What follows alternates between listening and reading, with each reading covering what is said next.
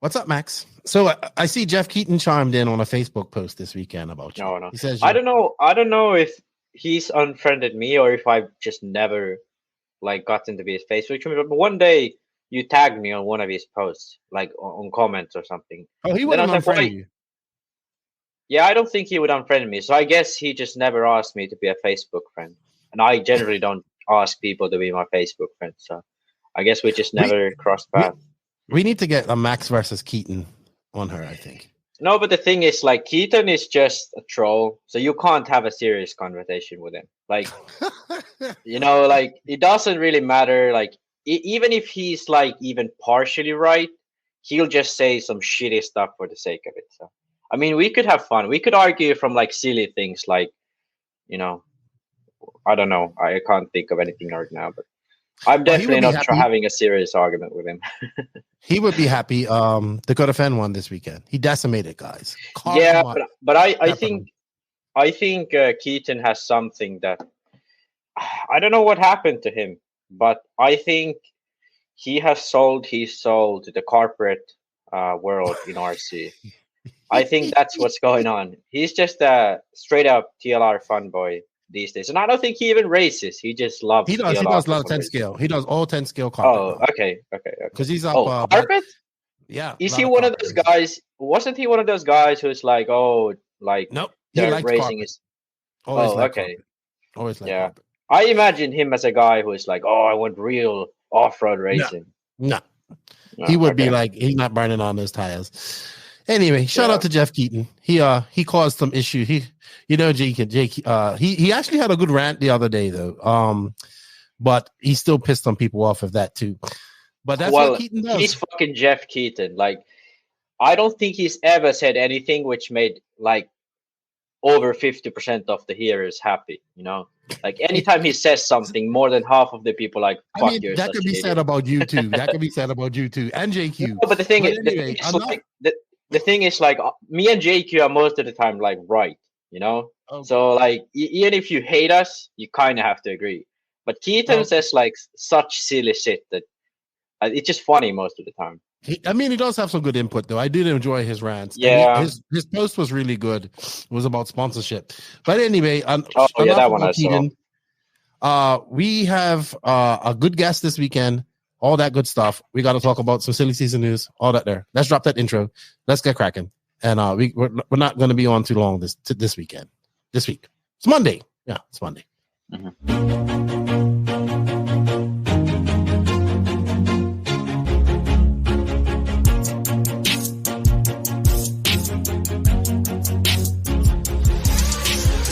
Nitro is the glory, but e-buggy pays the bills.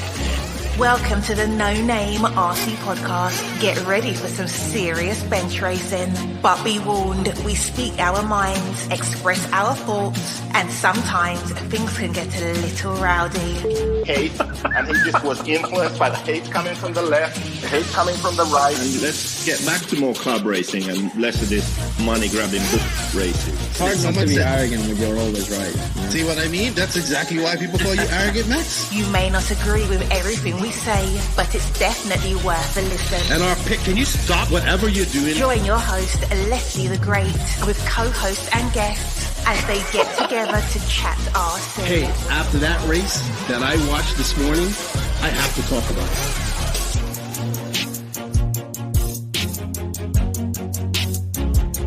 Here we go.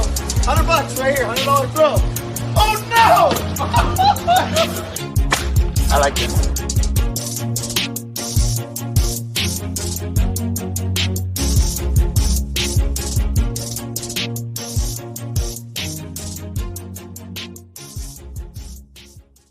Yes, indeed. Nitro's the glory, but E-Buggy pays the bills. What's going on, everybody? Welcome to episode number 215 of the No Name RC Podcast.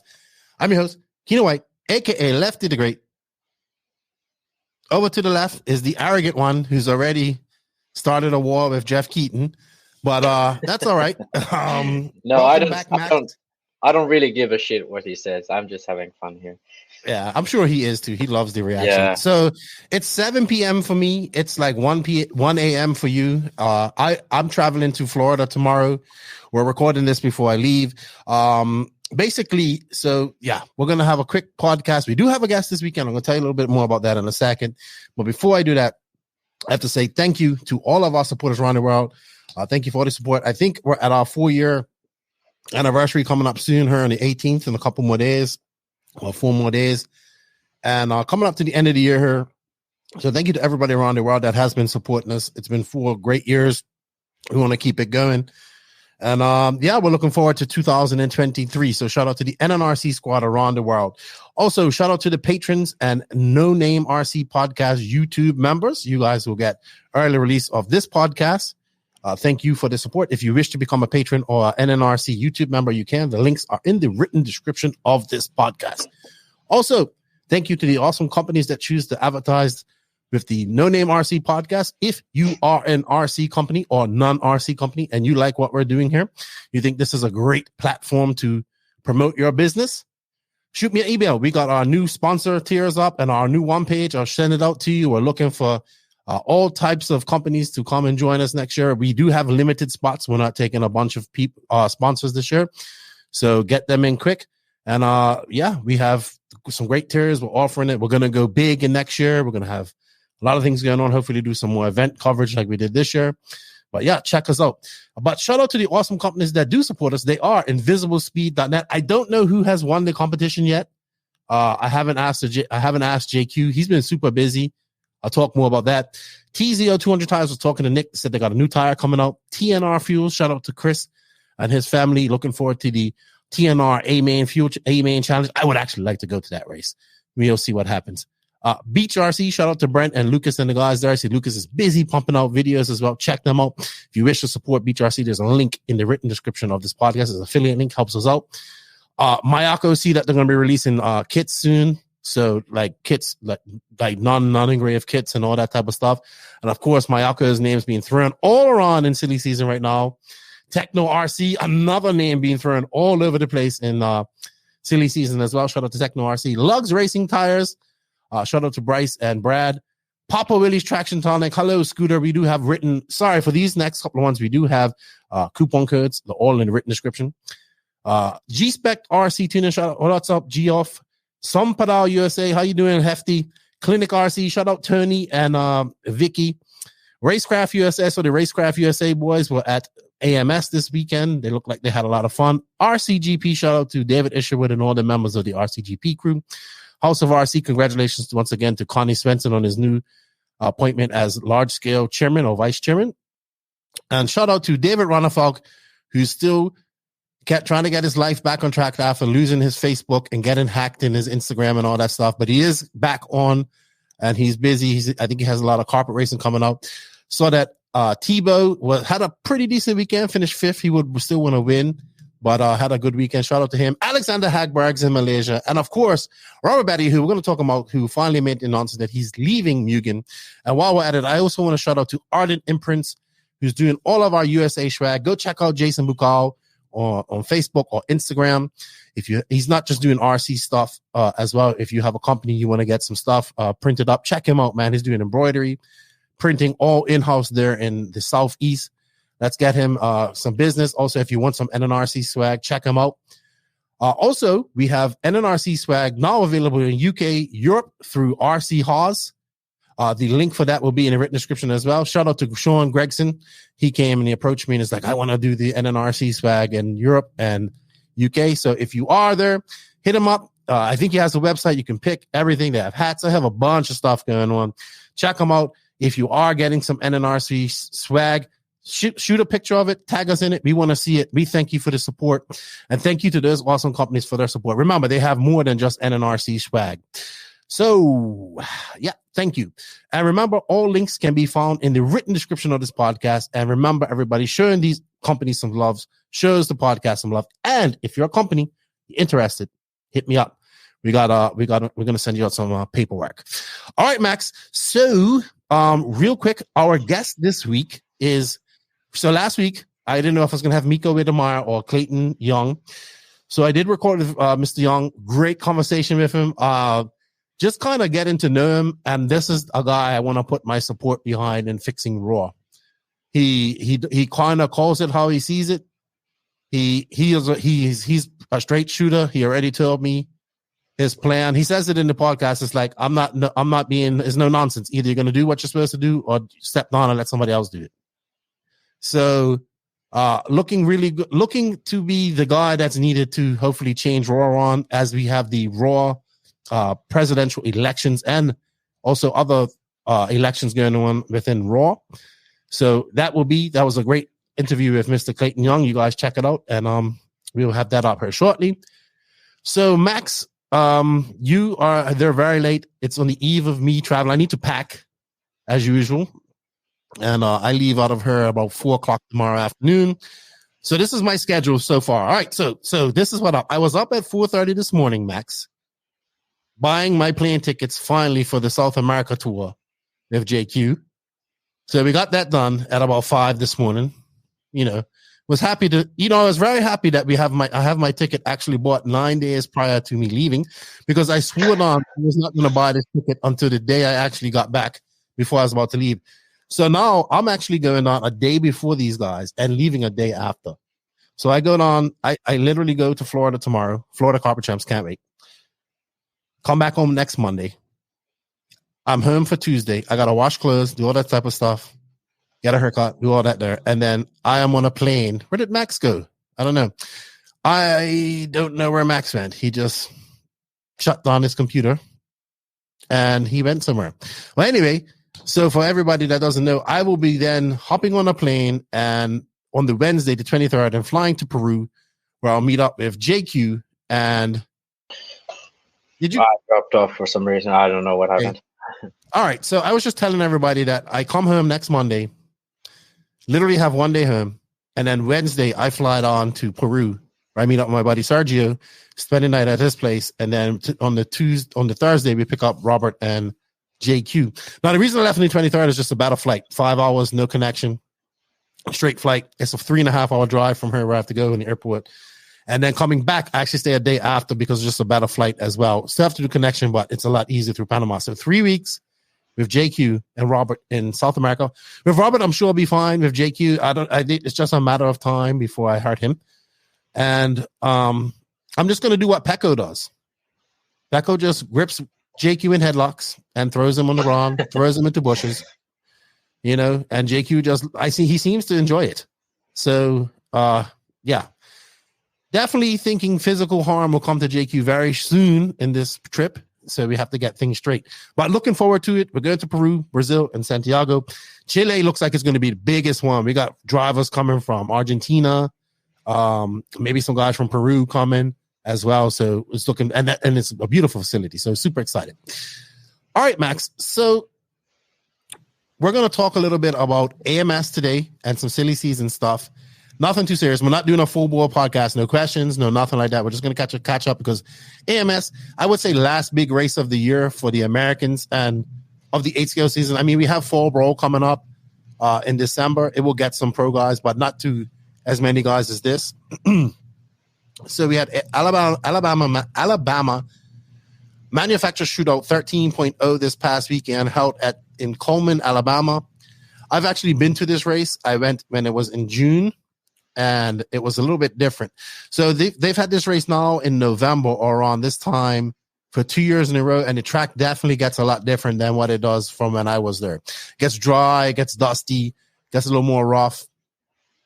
But yeah, let's talk about it, Max. Let's talk about it. First off, I have to say, let's talk about the track.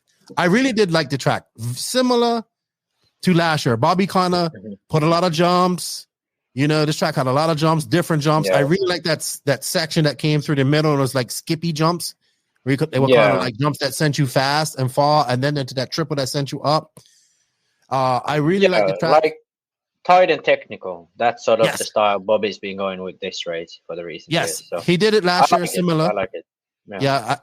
Various different jumps and stuff like that. Also, this is the capped race, so very little entries. I think it was 120 something entries. I don't know if they filled up. Unfortunate, because I know that Dave has to make his money. I have a feeling maybe it's just a little bit too long on the 4 day. Yeah, I don't know why they went 4 days. Well, they went that way because 4 days?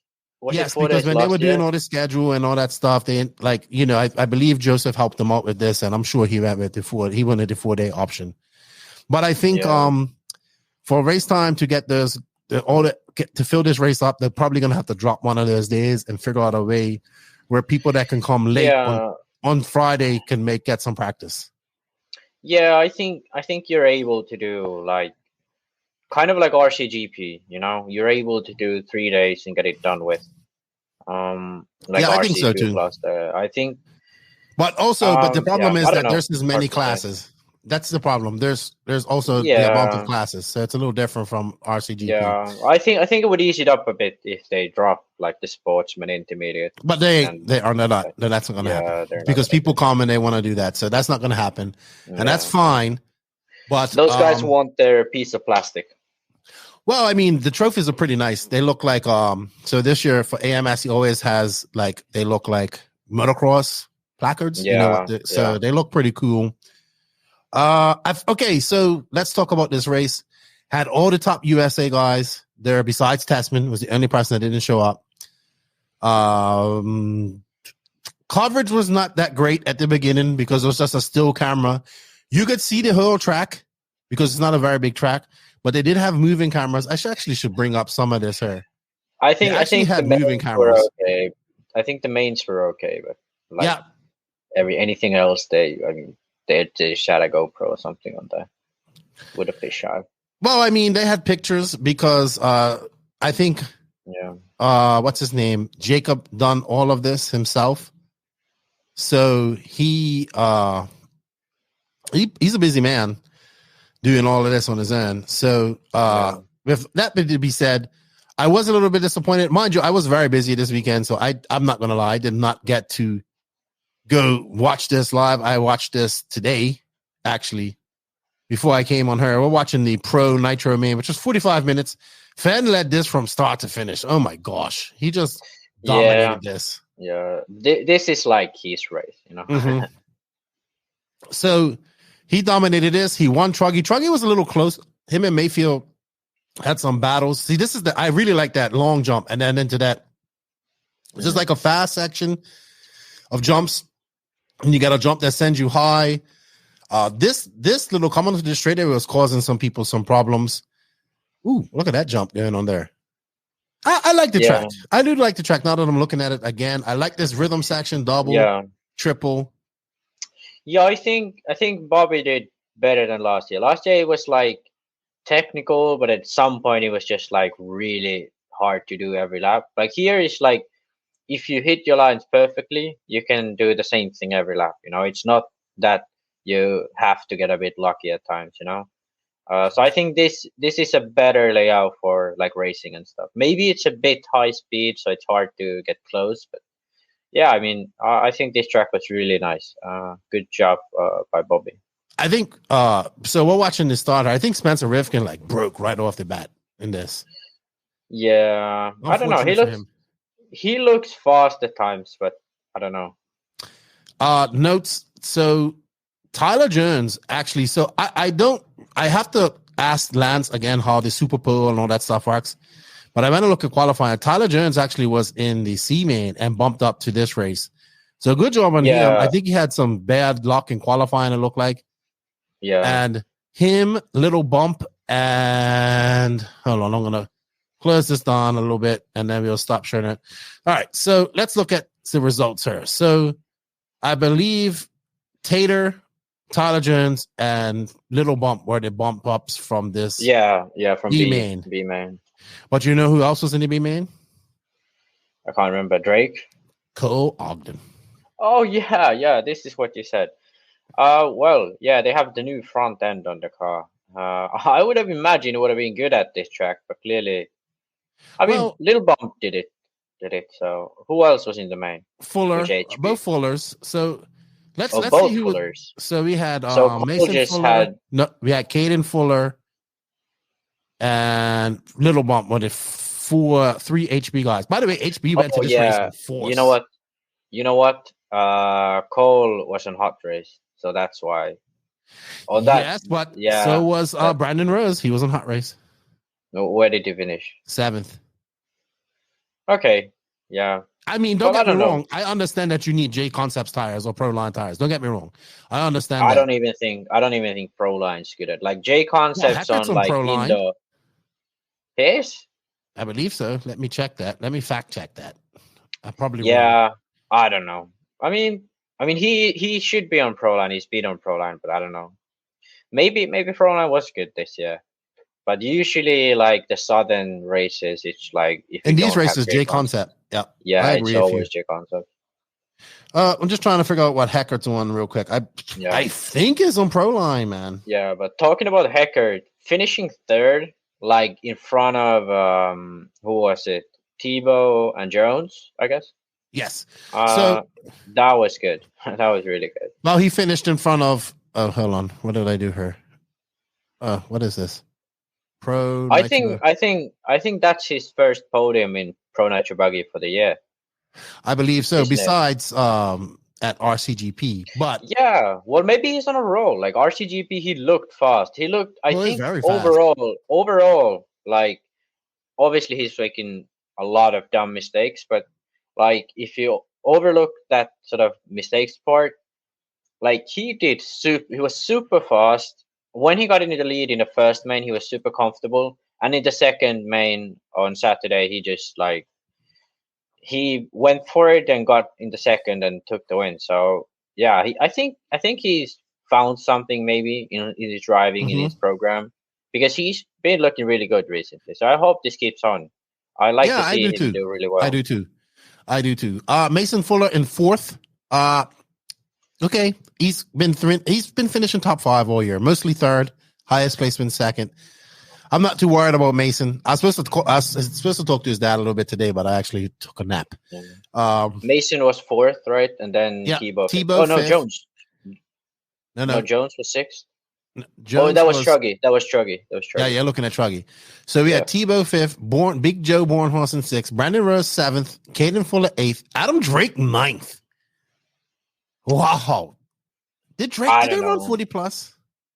I don't know if that's that great. I mean, I don't know. How has been Drake? Hey, Drake hasn't made an A-man for a minute in Pro Buggy. He hasn't? Okay. Well then good job. I think that's good then. Yes. And who shucks, where was we? So let's talk about Dakota Phend. He lapped the entire field, Max. Yeah, that was like an Ongaro performance. He led from start to finish. Like he led, and like Maifield tried to get up to him, and Maifield was battling with him in Truggy, but yeah, he just dominated. I think this is Phend's race now. Like he's gonna win this race. Yeah, like the thing, like he's on J Concepts tires. Mm-hmm. So is Maifield. But like so he doesn't have any disadvantage that way.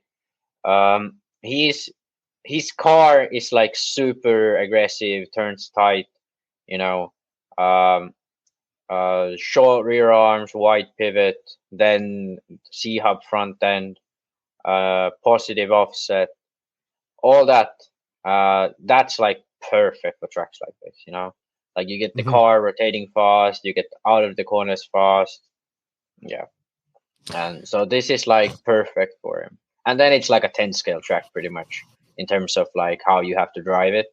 So yeah, definitely like this race, like last year he was good. He like almost lapped the field. This year it's just like I think like it'll be, as long as Bobby keeps these tracks the same style, I don't think anyone will be beating him, like if he doesn't have any issues for the future. Because this is like everything that could go his way is going his way at this race. Like to start out with, like not even like he just has to drive pretty much and he wins, because he's already at that level. He's like at any race he goes to, he's gonna probably finish second or first. Yeah, I mean, but it's between Maifield and him now. It's been like that for the last 2 years. We've had some people step up and do well and win, or disturb that too. But right now, Ryan Maifield and Dakota Phend are the two racers that show up, and we just have a feeling that they'll win. But we looked at some numbers because we've seen a lot of people saying that this is the best year that an 8-scale driver's had, and I don't really agree with that in Dakota Phend, because at the end of the day, we'll look at some numbers. Barry messaged me today. First time he's messaged me in a while. He hasn't messaged me since the world. So what's up, Barry? He was very happy about Phend, but you should be, because I mean he peppered these guys. Like he if I'm a pro racer at this race, I'm contemplating life this morning when I wake up. Like, what am I doing? Why did I get lapped? But it's a smaller track, easy to get lapped. Man, well done to Dakota Phend. Barry's gonna tell he's waiting. Why Barry messaged me? Because he knows that his son, is gonna say something about this. Yeah, well, I mean, here's the thing. Should we just go? Should you just tell them how the statistics look? Let's go through the race. Let's go through this race. Let's go through some of this, and then we'll talk about Phend and Maifield and the year that they had. Okay. All right. So Barry has to wait a bit to hear the truth once again. Another fourth for Mason Fuller. Good. He would still want to keep that third place. Great run for Tebow. He would want to be on the podium or winning, but we'll talk more like this, but probably his last race on the Techno, it looks like. Apparently, that's the other rumors that's coming out. Not rumors, but like it's being out there now. Joe Bornhorst, I think he can be happy with a 6. Probably not what he wanted, but there and then they can take SRX can take some more positive things going out of this with Heckard's third. Brandon Rose, this is kind of where he's been all year on. 7th. Yeah. 8th. Brandon, I don't know if it's just that he drives so hard, but at times he looks like he's fucking fast. But then he always almost finishes 7th, He's like 7th or 8th pretty much every race at this point. Yeah, but I mean, he's been consistent there, and he's going to make some more gains. Who I'm surprised wasn't her? I don't think I saw him in anything, but I'll talk about it. Caden Fuller, I think he goes in with an 8th. That's a good finish for him. Caden's definitely had a good year so far. Has he made like a big main yet? Yes, I think so. So this is not his first big main. Yeah, like I said, Adam Drake in 9th. Hey, Drake has not made a main in a long time, so that's good for him. But I think Caden, isn't he like a few years younger than Mason? Yes. But so size is bigger than Mason. Yeah, but we're talking all about Mason Fuller like being the big star, but like Caden Fuller is a few years behind, and he's already making mains quite consistently. Mm-hmm. I mean, I think it could be sort of the Kilic effect, where Burak seems like the better driver for a long time, and then when Berkan gets to a bit older, he gets that speed. So, and the thing is, like, these two can practice together. So as long as Mason is faster, Caden has someone faster to match up to. And then when they get equal speed, which I think will happen, then it will be interesting. Yes, Tater Sontag bumping up from the B main. Tater has had another quiet, decent year in 8 scale. He made the Nationals final. He made this final. He's been doing good in 10 scale. He's still only 15 years old. That's the thing about it. Yeah. Tater Sontag is interesting. Yeah, Tater Sontag is interesting because people talked about him a lot, 5-6 years ago. Mm-hmm. But then he sort of nobody talked about him for a while, Right, because what they were talking about him, he was good, but it was a lot of negativity too. Yeah, but now he seems to have calmed down, grown up a lot. Yeah, and also he actually gets some pretty damn good results too. So I think he's one of those guys people sort of haven't been focusing on due to the past perception. I would be guilty of that, even though I've never met him.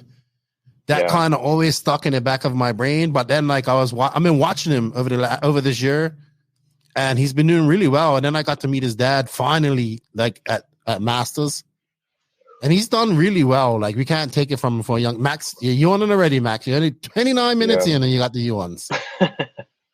That's late there. So very good job by Tater, and then good job on Little Bump making the final. He bumped up from the B, but it looks like he had an issue as well. Cavallari was actually in 3rd and 4th until it looks like he broke at the end. Well, he finished. I don't know. Let's see. Yeah, I think Cavallari is just waiting to get to the winter break and then come out stronger next year. Could be. I mean, he's probably going to be doing 10 scale a lot, but I'm trying to see because I was watching the race and I heard Lance said that he came off the driver's stand. So I'm trying to find where I see that in his laps, but I don't see it. Because you had to have, okay. So yeah, he went on to, he dropped out at the 33-minute mark. And that's about it. Let's talk about who wasn't in this main.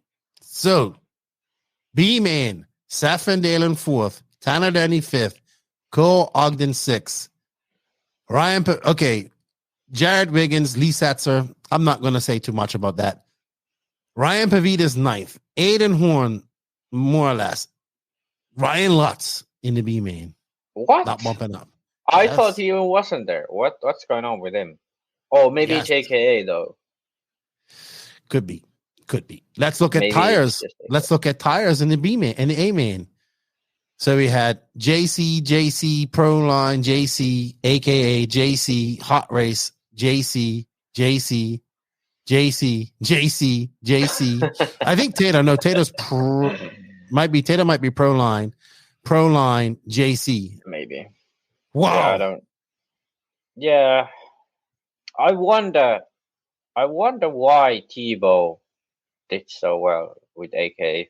I don't know. Maybe a lot. I think the track got a little more rough and rusty and dusty for him. Maybe that helped out a little bit more. Yeah, I don't know. Lutz usually is much better when the track's rough, though. Like, yeah, I definitely. You remember the Visions race where he was like crazy fast at times. So I think Lutz is just like these smooth tracks. I don't know if they really suit him. Maybe, but not very good for their last race of the year. I would say her. Yeah, but he's done like surprisingly well this year. I was like waiting. Cole. Yeah, I'm a little bit shocked at Cole because I had him winning this race. Yeah, I had him in the top 3 of this race. I think when we what was my top 3? Phend, Maifield, Mason. I think mine was Phend, Maifield, Mason, and Mason was 4th. So But it's like he comes off that great performance at the Worlds, and then he doesn't make a main at this race. It's kind of I don't know what it is. I gotta be honest. He went back from. Sorry, so I'm looking at her. It looks like he went on the. He was in. No, he was just. He looks like he just started at the back of the pack in 8th, and just could never get up to the front on this small track. But what was it? Pavidis also in the B, Ogden in the B. Little Bump was the only HP apart from the fullest were both in A. Yeah. So it can't just be the car really. I don't know. Because they are running the new car. So they have a new front end. They already ran it at the Worlds. They have basically what they've done is they've put some shorter arms on the front end and then put some truggy parts on it, like the spin on it. So it's basically like a 10 scale style front end, like 10 scale 4-wheel drive, or what the Losi front end was before. Like, I'd be very surprised if they get that to work. At this track, it should work, which is surprising to me how Pavidis and Ogden struggle. Perhaps it is the tires. Like, Brandon just somehow got around, but yeah, definitely hot race tires aren't the best at this track. I remember Testament struggling loads last year. Yeah. All right. Just also, let's just go through some of these other results before we move on and talk about Phend and his year. So Mason Fuller won the e-buggy finals. He won them in 2 e-buggy. He won the A1 and A2. So congratulations to him. He's an e-buggy spat. He beats these guys in e-buggy a lot. Sorry. That was just A3. Let's bring up in pro trip. So we have Mason Fuller, Mayfield, Rivkin, Phend, Bornhorst, Rose, Tebow, Jones, Horn, Cav, Fight, Little Bump, Cole Ogden, Spencer Hackett, and Jared Wiggins. So congratulations to Mason Fuller on that. Also in Truggy, let's see, Truggy main. I think Yeah, Phend won this, followed by Ryan Maifield, Bornhorst, Rivkin, Jones, Tebow, Fuller, Hackert, Ogden, Wiggins, Setzer, Drake, Cavallari, Seth Van Dalen. So Phend ripped it this weekend. Let's see who won intermediate real quick. Just intermediate nitro buggy. How many HBs was there in the e-buggy main? Let's see. HB went to this race in force. Yeah, they had a huge like promoting it. Yeah, they had.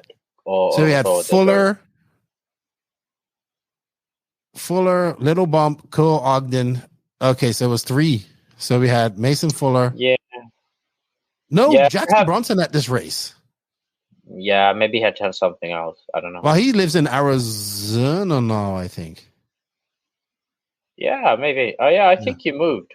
Yeah, he moved to Arizona. Yeah, maybe then it's a long trip. Yeah. Yeah. HB winning e-buggy. Still only 3 cars in there. They did win. I think they did pretty well in intermediate and all that stuff. But yeah, definitely a big race. Well done to all those guys who took part. Shout out to Cody Thompson. I saw he done pretty well as well from the CTRC guys. But yeah, good race. It looks like people got lots of track time. We did get moving cameras, so I do appreciate that. That I was watching today. But a lot of people came out of this. I saw some things on Facebook talking about Dakota Phend, and this has been the best year that a pro 8-scale driver's had and all this type of stuff. So I said, let's compare the numbers between these 2 racers. So I took Ryan Maifield and Dakota Phend. So these are the 2 racers that won. So I have SIC, DNC, Nationals, PNB, Silver State, Southern Nationals, Wicked Weekend, Worlds, AMS. So this is how it goes. Phend did not go to SIC. Maifield won. DNC, Phend 4th, Maifield 1st. Nats, Phend obviously won. Maifield 2nd. PNB 2nd for Phend, 1st for Maifield. Silver State 4th for Phend. Oh no, is it 4th? Did he finish 4th? Let me check that. I think he was 4th. I'm not sure. Yes, I might have got that mistaken, but let's check. Keep on going, Max. You got the list there. Yeah, so Silver State, yeah, you're gonna check that. Southern Nats, Phend won. Maifield had a DNF. Wicked Weekend, Maifield won. Phend had a DNF. Worlds, Maifield was 4th. Phend had I don't know if he had a flame out or a DNF or what. But no, he flamed out. I think he blew a plug. Yeah. And then at AMS, Phend beat Maifield for. So he finished 4th at Silver State as well. I was correct. So here we have Maifield with. Okay, so I guess we can Maifield throw away SIC. Throw away SIC because Phend wasn't there. SIC. So all the races, all big races, both of them went to. Phend has 3 wins, whereas Maifield has. What is this? 4 wins. 4 wins. Mm-hmm. Yeah, and at the Worlds, Maifield, at least in the main, was stronger. Yes. And the one main thing here is that if we look at DNC, where Maifield dominated the race, Phend was only 4th. Obviously had a bad start, but still only 4th. Same thing at Silver State. Maifield wins. Phend only 4th, but every time Phend has won, Maifield has either finished 2nd or at the Southern Nats he had a DNF. Well, I don't think he had a DNF. He had a flame out because it was 18. Yeah, people but there. Anyway, like he basically had the technical. But both the worst positions in this whole race have been a 16th. Yeah, it's funny. It's so ironic. 16. Yeah, but the thing is. The difference between Phend is that when he's not at his best, when he's not comfortable with the track, like a bumpy DNC or a bumpy soft clay Silver State, like that's very tricky for the car he's driving. That car isn't just made for tracks like that. whereas the Mugen as a car is much more versatile. It's quite neutral. You can tune it to almost any condition there is. Obviously, when you go to, DNC, which is probably Mayfield's strongest race, he dominates. And then you go to AMS, which is definitely Fend's strongest race, he dominates. But the main difference between Maifield is that he doesn't have anything else than first or second here, apart from that one technical where he finished. And a fourth at the Worlds. Yeah, and a fourth at the Worlds, which is still the best American. He was the best American at the Worlds. Mm-hmm. So this is why, even though it looks like Fend's had a great year, Mayfield still statistically has done better, Well, so, but then but then for argument's sake, let's put a level of races that's won. Phend is a national champion. Yeah, but I mean, DNC, you had Europeans there, Yes. Ongaro, Runnerfox won it before, Marufalo was there, qualified second. Mm-hmm. So it's like I'd say DNC and the Worlds are the most prestigious events. So you have it like me. I have the Worlds and then DNC. And then I would say Euros and Nationals are about equal, I would say. Yeah, I'd say Euros and Nationals, usually, like, it depends. Like, sometimes the Americans have higher levels, sometimes the Europeans does. But, like, over, like, a certain time period, Raw Nats and Euros are generally, like, similar level races, especially at the top end. I don't know. I think Europe has a little bit deeper field, and it might have something to do with the fact that the tracks are permanent. So there's more guys who are local to the area, can practice there and so on. Right.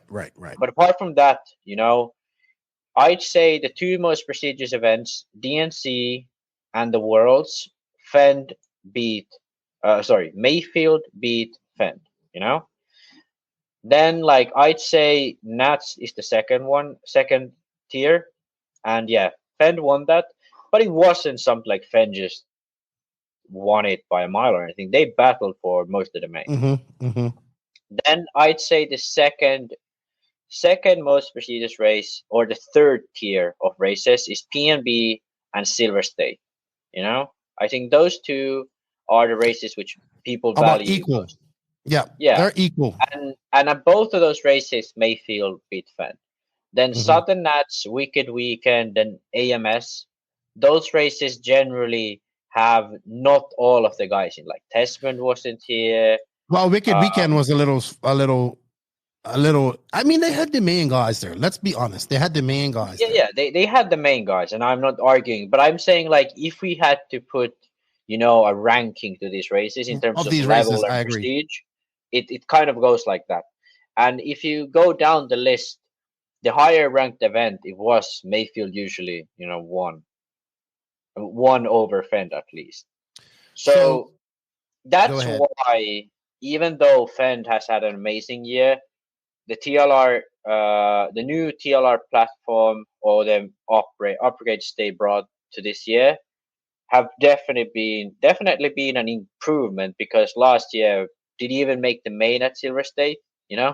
So, like, I forgot about that. Yeah, so Fend's sort of average position has been much, much better this year. I think his race program, the car, and his sort of skill and consistency has been better this year. Yes, but he's finishing races. Yes, but still, I do have to say, Mayfield still was the more impressive 8-scale Nitro buggy driver this year, which is what we focus on. Obviously, if you take into account 10-scale, e-buggy, stuff like that, then Phend, probably, you could argue Phend was more dominant this year, because he almost won every 10-scale race, But looking strictly at Nitro buggy, Mayfield was the stronger driver this year. Yeah, I would. Very close. Very close. It is close. It is close. Yeah. But it's amazing that these guys. So let's look at it. So to be honest, Maifield won. So out of these races, these two guys have won them all. The funny bit is like big American races. Besides the Worlds. Yeah, besides the Worlds this year, all the races these, all the big guys went to, it was either Phend or Maifield who won them. So these two are just like so far above everyone else at the moment. Like, yes. And the thing is, like, Fend's worst result is 4th. Mayfield's worst result is 2nd, if you don't count the Worlds. Obviously they had the DNF for technicals, but no, Mayfield's worst. Yeah. So I mean, they're not far off at all. Like, and the only person that's coming up here and being a thorn in their side seems to be Fuller. Yeah, I'd say Fuller has been the 3rd best American this year. Yes, Cole did quite well at the Worlds, but apart from that, he's had B main finishes. Stuff like that. And it's not like you can't say he's the 3rd best in America currently if you having one B man a year, unless it's just like a really unfortunate situation. But yeah, definitely I'd rank Fuller the 3rd best American of the year. And we're talking now like Nitro and the 2022. Yeah. And the 2022, I would not argue with that. I mean, people would argue that Phend is number 1 because he's national champion. But like you said, it's if you look at the numbers, Maifield has got more wins. Yeah. And then we're not even talking about SIC, which would have gave him one more win because that's when all the other major guys were there. So besides Phend. Yeah. So it's interesting to see. Yeah. But all right, so here's the question. Who do you pick if you go to any race in the world right now and Maifield and Phend are there? Who are you picking to win? Any race in the world? Well, it's a bit difficult because at some tracks like AMS, it would have been silly to pick Maifield, and it was quite predictable. Phend is gonna be very, very strong. Mm-hmm. But if it was like, if I wouldn't know where the next race was and I had to make a choice, I'd pick Maifield every time. Okay. At this point, maybe next year, because you feel that he can win at any race, any type of surface. And the thing is, like, if it is, a hardcore, like the track at the Redovan wasn't really typical European track. Yes, it's typical Spanish track perhaps, but it's not typical, European. Like so Chile, where we had the Euros, like even Eskilstuna. Yeah, it's very, very different style to American tracks. And I'd say thanks to Maifield running a Mugen and the fact that platform is, in my opinion, more versatile than the TLR platform. Mm-hmm. Those two, like, those two just make me think, like, if I don't know where they race and I have to sort of blind pick who wins of those two, it's gonna be Maifield. Okay, I would have to say that too. Even though I like Phend, and I'm a fan of Phend. If it came to a race that I didn't know where it was going to be tomorrow, and I know that these two guys are going to be there, I'm probably going to pick Maifield too. I'd like to actually, if we get excited more about this sometime, maybe we look at the best laps, because I bet Phend probably had the best lap at all of those races. He just can't, I bet you did. Keep it on its wheels for the whole main. But that's sort of the style they picked, like Barry and Phend and who else is behind the sort of the production and setup and development of the car. They sort of picked, like, yes, Phend is talented as fuck, he can drive faster than anything for at least one lap, so they just picked a way to make the car just calm enough where he doesn't just crash all the time, but still keep most of the speed that he had. Like DNC 2021 DNC, like Phend was clearly the fastest, no question about it, fastest guy on the track, but still he ended up losing to Maifield by just crashing and making silly mistakes. But you can't really blame only him. It's more down to the sort of philosophy they have with cars. The philosophy is make a car as fast as possible, and they just hope he can keep it on his wheels. Whereas Maifield is sort of, he has a car he likes to drive, and then he just drives and waits for the other people to make mistakes. That's sort of the way he goes. It's not like Mayfield sort of has, in my opinion, right now the perfect package for him. I don't think he could go, I don't think he could change anything and get better results, straight out, because I think all of it that he has, like engine, car, like his servos, everything is just like he trusts it. And that's, in my opinion, what gives that edge and why I would pick him over Phend. It's not just that I'm not even saying Mayfield's the better driver. I think his program all around is just a tiny bit better, and then Mayfield is less prone to mistakes than Phend. And that's what makes it. That's what makes the difference between these two guys. Okay. What about you guys out there? What do you think? Who would you pick out of these two guys if you had to go to a race tomorrow and you didn't know what it looked like? Let us know in the comments of this podcast. And also, while you're watching it, if you're watching it on YouTube, give it a share, hit that like button, hit that subscribe button. Sorry, I had to throw that shameless plug in there. Max, anything else you want to talk about before I go on to our guest, and then we come back on and do some silly season talk and finish up here? I don't know. I'm actually excited for the Florida indoor carpet championship. Yes. Yeah. Jona is going as well. Jona, Mikael. Yeah. I wish Pekka was I'm pretty going. sure. I don't think Pekka is going, but yeah, he's traveled quite a lot. I think Jona is going because I think he was going to America, so I bet he's going to. I didn't see him on the list of European guys coming, but that brings up something that I talked to you yesterday about. Like, it just came dude, I want to talk about, being as we're talking about best all like good drivers, I wanted somebody that piqued my interest, and I kind of just realized this guy's probably one of the best all-around drivers, and he's not even really started on his other discipline. But the Polish partnership, Michael Orlowski, like, he can win on carpet. I don't know how he is on dirt too much, but in 10 scale, he's very good in carpet, and he's good in on-road. He was good at the Worlds in 8 scale. Nitro. He's good at e-buggy. Like, he's pretty all around. Like, and he's good. Like, he's a lot better than a lot of people might give him credit for as an all-around racer. Yeah, if you look at his sort of credit for this year, it's like EOS champion, finishing the podium at the Euros in 10 scale. For 8 scale Worlds, like straight to the semis in the top 10, I believe. Didn't make the main, but I mean, his first like big race in 8 scale, period.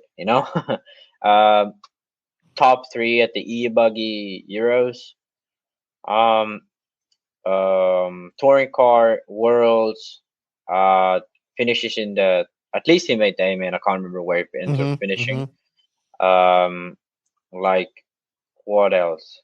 Oh yeah, ETS makes the main every time. Battles for like top 5.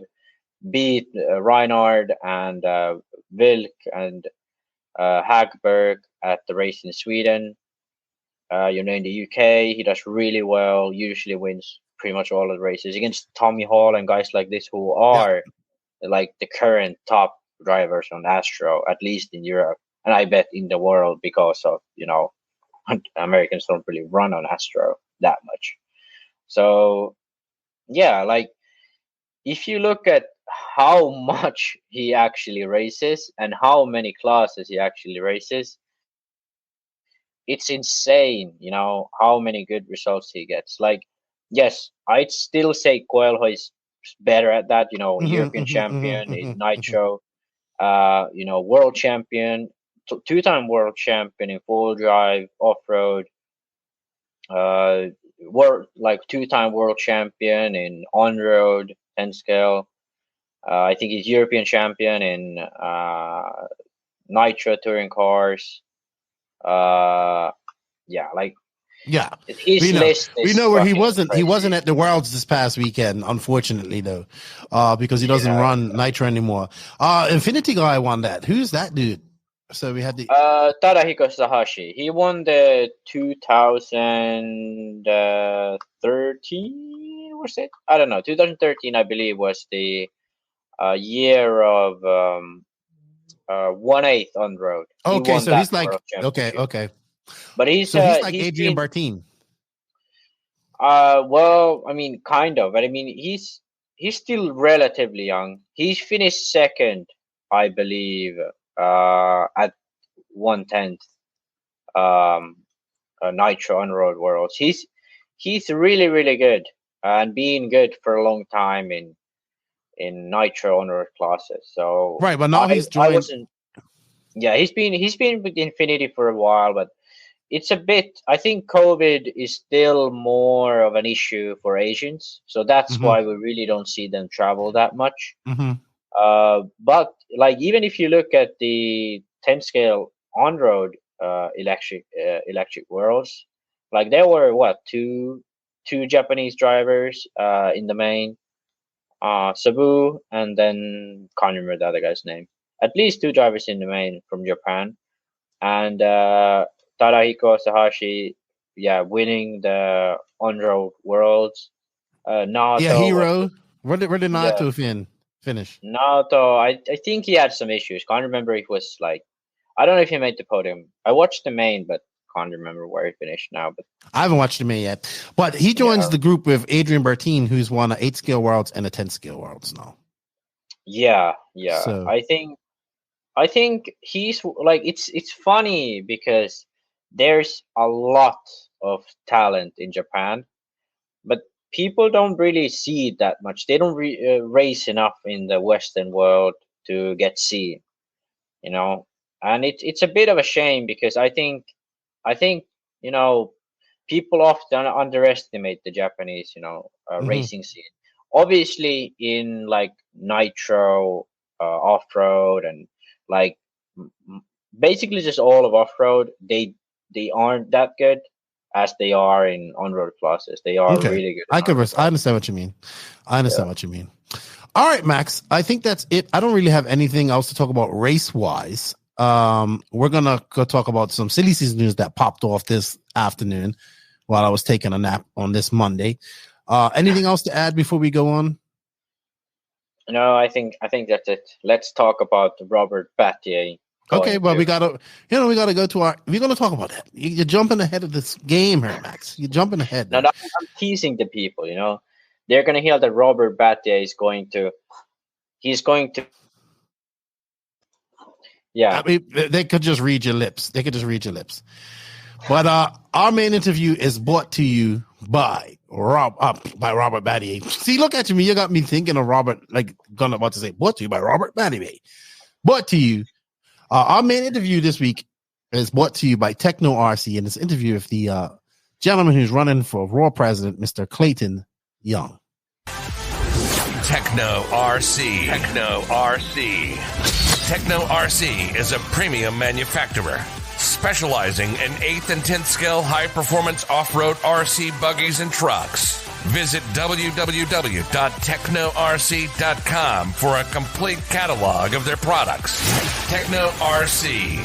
Excellence in engineering. #Techno Takeover.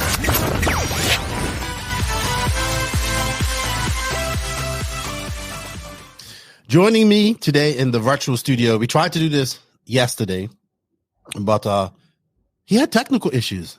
I did. It was all my fault. Usually I have the janky internet, but this gentleman to my virtual left had bad internet. Yes. You're so clear, and it's so good to talk to you without being all choppy and all that stuff.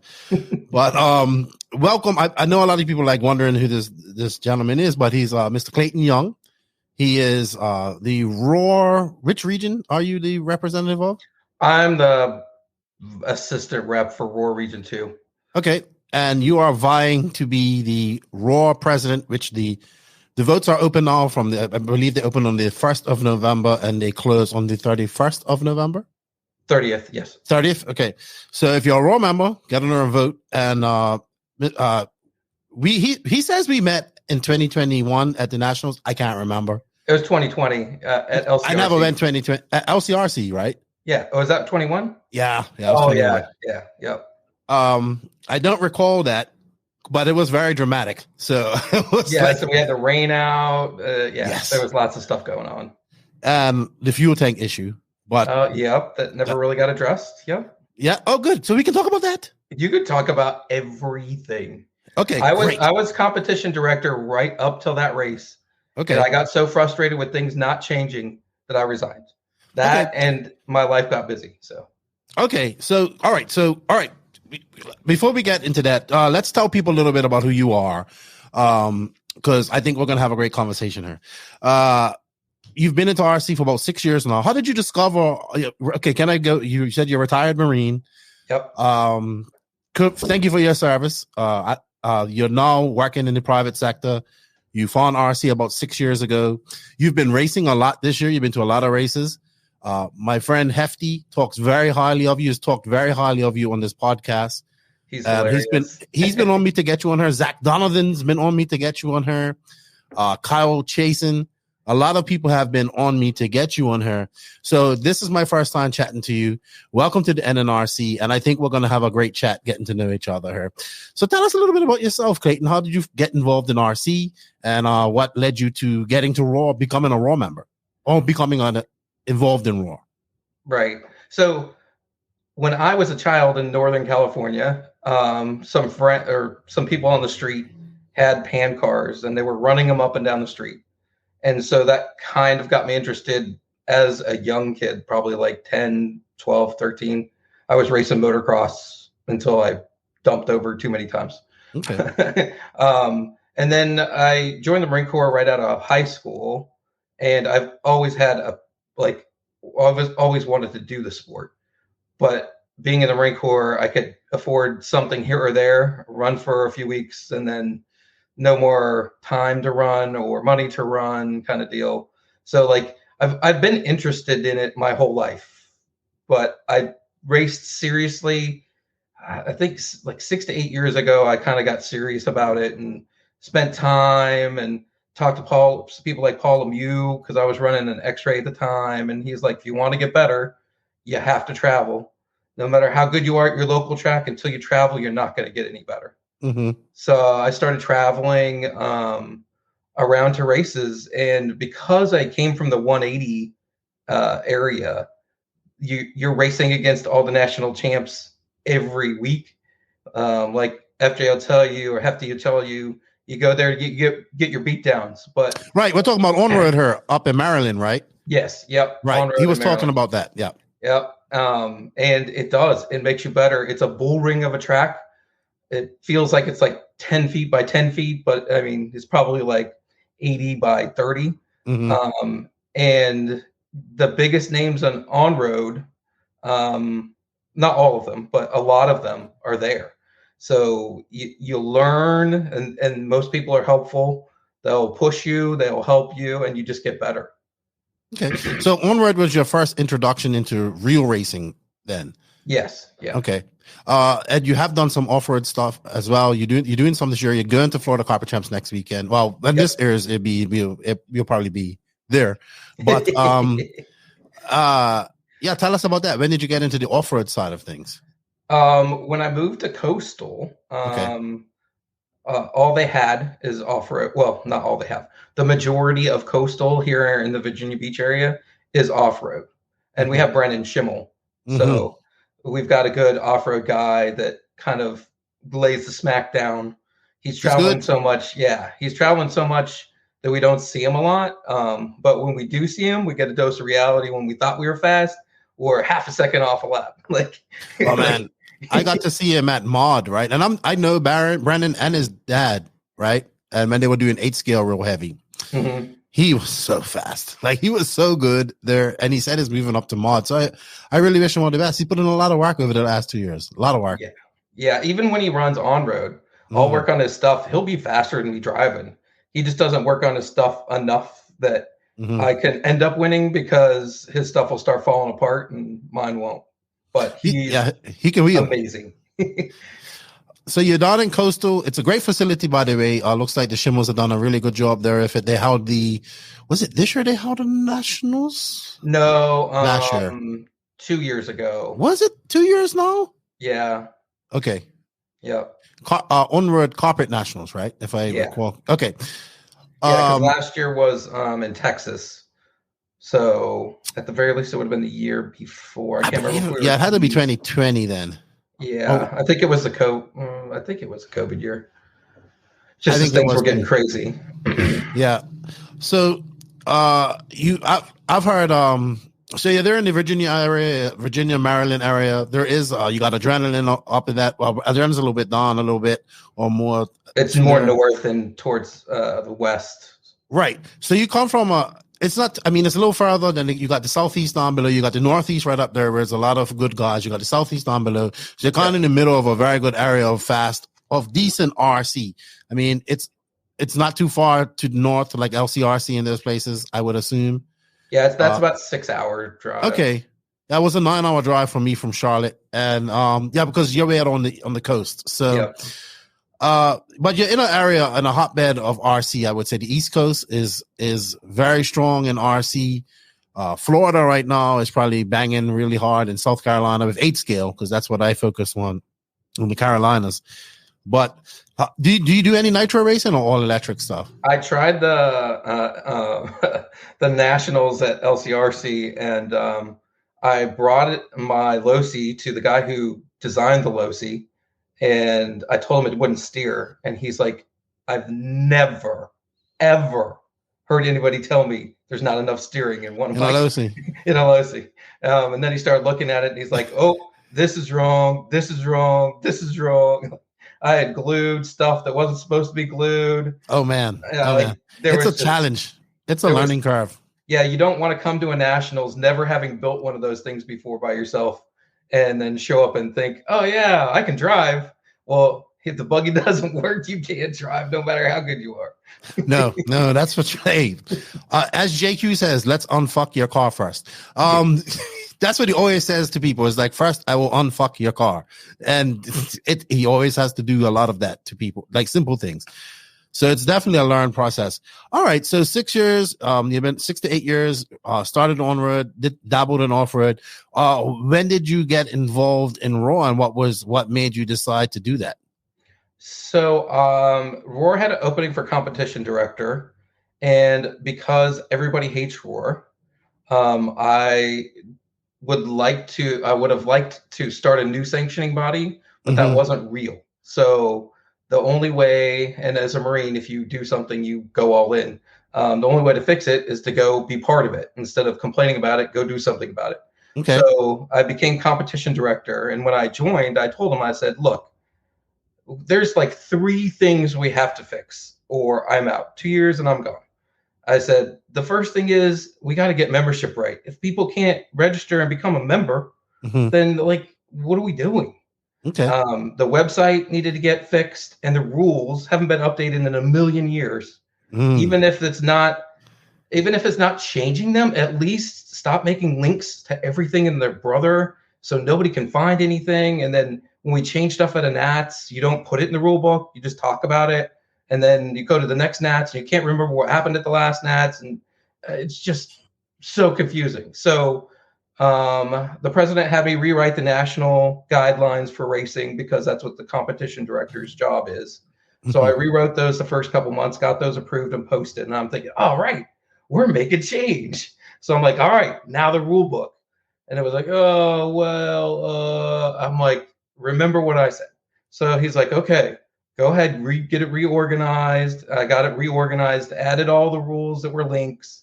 Got the whole committee to vote for it. Everybody was like on board. Yep. We checked all our sections. We're good. Let's go ahead and post it. And then Chuck didn't like the way I reorganized to the classes up front and all the BS towards the back. So I'm like, okay, well, tell me how you want it. Oh no, I'll do it. I'll do it. And for the next year and a half, it never got released, never got posted, nothing. The membership, I'm like, okay, what can we do for membership while this is going on? I got Live RC to come up with an agreement to where we could manage the membership through their website. No additional cost to Roar whatsoever, because they have different agreements with PayPal and stuff. So they would have still got a little bit of money, but for the most part, we wouldn't have had to deal with it at all, been digital. And Luke Pittman, I was talking to him about, he's an on-road guy. I don't know if you know who he is, but no. He has a company that does IT stuff, and they were going to give us a quote to do it, and we never pulled the trigger on that. So this was, when did you join, actually? What year did you join? 2020. Okay, so this is not too long ago. No, actually, it was 2019. Sorry. Okay. 2019, yeah. So you get in, you're a Raw member, you get in, you get it, you take up this position. And so Kleinhagen is the president of Raw, right? Yep. At this point. I don't know all the people that are involved in Raw, to be honest. I know only a few. There's only actually a few involved. So yeah, I know who Jeff Parker is. Don't get me started. I will definitely get you started on him. Very good interim IFMAR president. When you fall into positions, it's not hard. No. Well, I've pretty much not talked very good about him on this podcast. That's pretty much the whole. When we go to races, that's everybody's opinion. So like, I'm glad everybody's opinion. I'm glad I don't feel like I'm picking on him. All right, so you get into this position, you're meeting. So, all right. And I also volunteer for RMT. So I go to every national and do some part of RMT during that 2-year time. So I can get a feel for what's going on and what needs to be fixed. And like you said, Jeff Parker is great at talking on the phone, but not so good at paying attention to what's going on in the races. And the race director should be paying attention what's going on the track. Everything else can wait till the stuff on the track's done. Yeah, I was definitely on his phone quite a lot. Both Raw Nationals I've been to, he was on his phone. Everybody that I talk to says the exact same thing, that he's always on his phone. So, all right. So pretty much what we've been saying for the last few years about the federations and period is true. It's just this old gardener that doesn't want to let go. They got their ball. It's in Afra. It's in probably, I don't know about the other like Farmar and FEMA. It's FEMCA. Yep. But Raw IFMAR and Afra seem to be suffering from the exact same issues that we talk about. You seem like you're a very go-getting type of guy. Let's fix this. Like, I agree. Everybody's like, we need to start another sanctioning body. I'm like, you don't get it. You're never going to get recognized. No matter how good you are, they're going to play their games and they're never going to accept you. Look at Norca. Yep. So that's not the answer. Also, you have a great base with Raw. Like, you know what I mean? They have money. I believe they have money. They should have something in the coffers. They have people that do have experience that maybe want to do things differently. And they're recognized by the whole governing body of RC. Right. So you got to just kind of get in there and fix this. And it's not going to take one person. It's going to take one person, yes, like you, to get in power and try to do things, but it's going to take people that's going to back you in the committee to pass things and get things done. How does it, so I want to know, so people that are listening here, how does something get passed in Raw? Like, take me briefly through the process of getting something approved, or like, you know, you trying to get how long did it take you to write those rule books and those rules and get all that done? And for them, and even if they did agree to do it, how long would it take to process that? So it took about 5 months of wrangling people to chime in, like in your section. Like, you have an electric chairman, you have a fuel chairman, you have a technical director. So those people need, like, technical director needs to review rules. Electric chairman should be looking over all the electric sections. Get rid of stupid stuff like radio impound and stuff that we don't do anymore. Like, just, the rule book's 1,000 pages long. Really, it's like 100. But like, get rid of the old stuff. We don't need clips for antennas anymore. Like, get rid of all the stuff we're not doing. If we're not doing it, take it out of the rule book. If we're going to do it, put it in the rule book. But if we're doing it and it's in the rule book, enforce it. Otherwise, don't put it in the rule book. Right. So to get something passed in Raw, how many people have to vote on it in the board? Majority rules. Majority rules. So right now, there's 5 people that are voting members. You have the vice president, which is Garland. You have Chuck as president. You have Rob King. He's a technical director, so he's in charge of rules. You have Brent Klingforth. He is the secretary. And you have Jeff Parker. Okay. You also have Joaquin and EA for fuel and electric chairmans, but they don't get to vote. They just get to listen and chime in. So you have to get 3 out of those 5 votes then. Yeah, basically. Well, there's 2 open positions. There's a promotions director and a sanctioning director, who the promotions director has been pretty much vacant since I left. Oh, so they need some people there. Yes. Yep. Okay. There's already open positions. Brent, that would be great for you, Brent. Fuel people, like people that seriously want to do something and realize that you're not getting paid. This is voluntary, so you got to have the time to do it.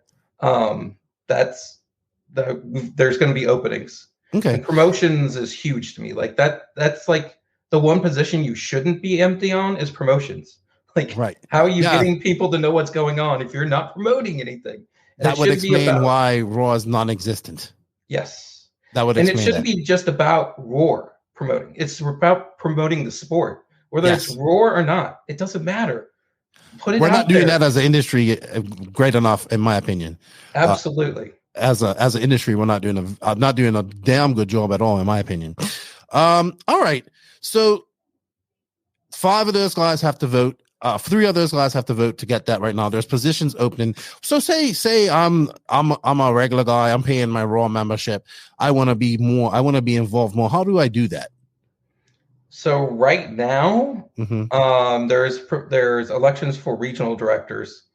But as a person, you probably, once things are squared away, you would get with your regional director and see what you can do to help. He would probably make you an assistant regional director or tell you, hey, I'm tired of being regional director. If you've got the time and energy, let's move you up and make you regional director. Like the sport has tons of people who want to help, but like you said, they don't know how to help. And there's nobody organizing the help. So and there's no one to pass the torch and teach people how to do things. I think. Right. Exactly. Like it's crazy to me, maybe because up at 180 or in the Northeast area, you were pretty much beaten into submission on how to marshal and how to drive. If you're rough driving, people are going to be all up in your face because you wrecked them. But it seems like when I go to these big races, people are doing it more and more because Roar doesn't call anything. Yeah, because they don't have no referees. I actually went on this. I said this on the podcast after the Worlds. That guy Stetson, who's over there, who did the refereeing for the Worlds, that guy should be like training people how to do it, in my opinion. Maybe you're not going to be just like him. He's really strict, but he knows all the rules. He is, for me, one of the best referees ever. And if these federations really work, they'd have people coming there and getting trained and certified and stuff like that. Just like any other sport. Is that Javier? Was his first name Javier? No, his name Mark Stetson. He was the referee. Okay. Javier is the president. That just resigned. But I'm going to talk about that. We're going to talk about that in a bit because he said a lot. He's saying a lot of the things that you said are saying right now. Him and I did the Worlds at Steel City. He was the chief referee, but I was learning from him while he was doing it. And like you said, I learned a ton of stuff from him, and he was very professional the entire time. Yeah, he's a nice guy. He just resigned from EFRA this past weekend too, as the president. All right, so I lost my train of thought. We're getting all over the place because I'm getting excited. So people can join. They can do it. How does the voting work for you? So as a Raw member, does my vote count for you? And how do I do? Oh yeah, because you just go on and you vote, right? I saw that earlier. You use your login. It'll only let you vote once with your login. And I've had a lot of people message me because they never got their Raw number when they did their membership, so they don't know what it is. For those people, I would say still vote. The administrator, Bob Ingersoll, is supposed to be checking your information that you're putting in there, even without your WAR number. They'll check your email address and your address and your name to confirm that it's legal. But yeah, if you are a ROAR member and can log in, go vote. I don't care who you vote for, but vote. So that way we get change. Yeah, because your competition is Larry David and Hefty had some pretty good stats there. You've been to quite a few races over the last 2 years, I think, or something like compared to him. Yeah, he showed me this website that was really cool. I'm like, I've done all that. I have like a 50% win rate. That's kick ass. Oh, RC Garage. Yeah. Tell us. So if you get voted, or when you get voted, because I think you're going to do pretty well. What will be some of the first things that you have to do to Raw to start changing things from that position? The first thing we've got to be able to do, I feel like the most important thing, is to run races correctly. Okay. So the RMT would need to change so that people aren't showing up, not knowing what the schedule is, not knowing what to expect, not feeling like nobody's paying attention. Like, go eat dinner with these guys. Go have fun. Like, spend time with the racers. Don't show up in the red, black, and white shirts and we're war. It's like, we're Disney. Screw you. Like, no. Yeah. No, we're Roar. We need you. Like, we need the racers to come to the Roar events, to go do all the other events that are out there.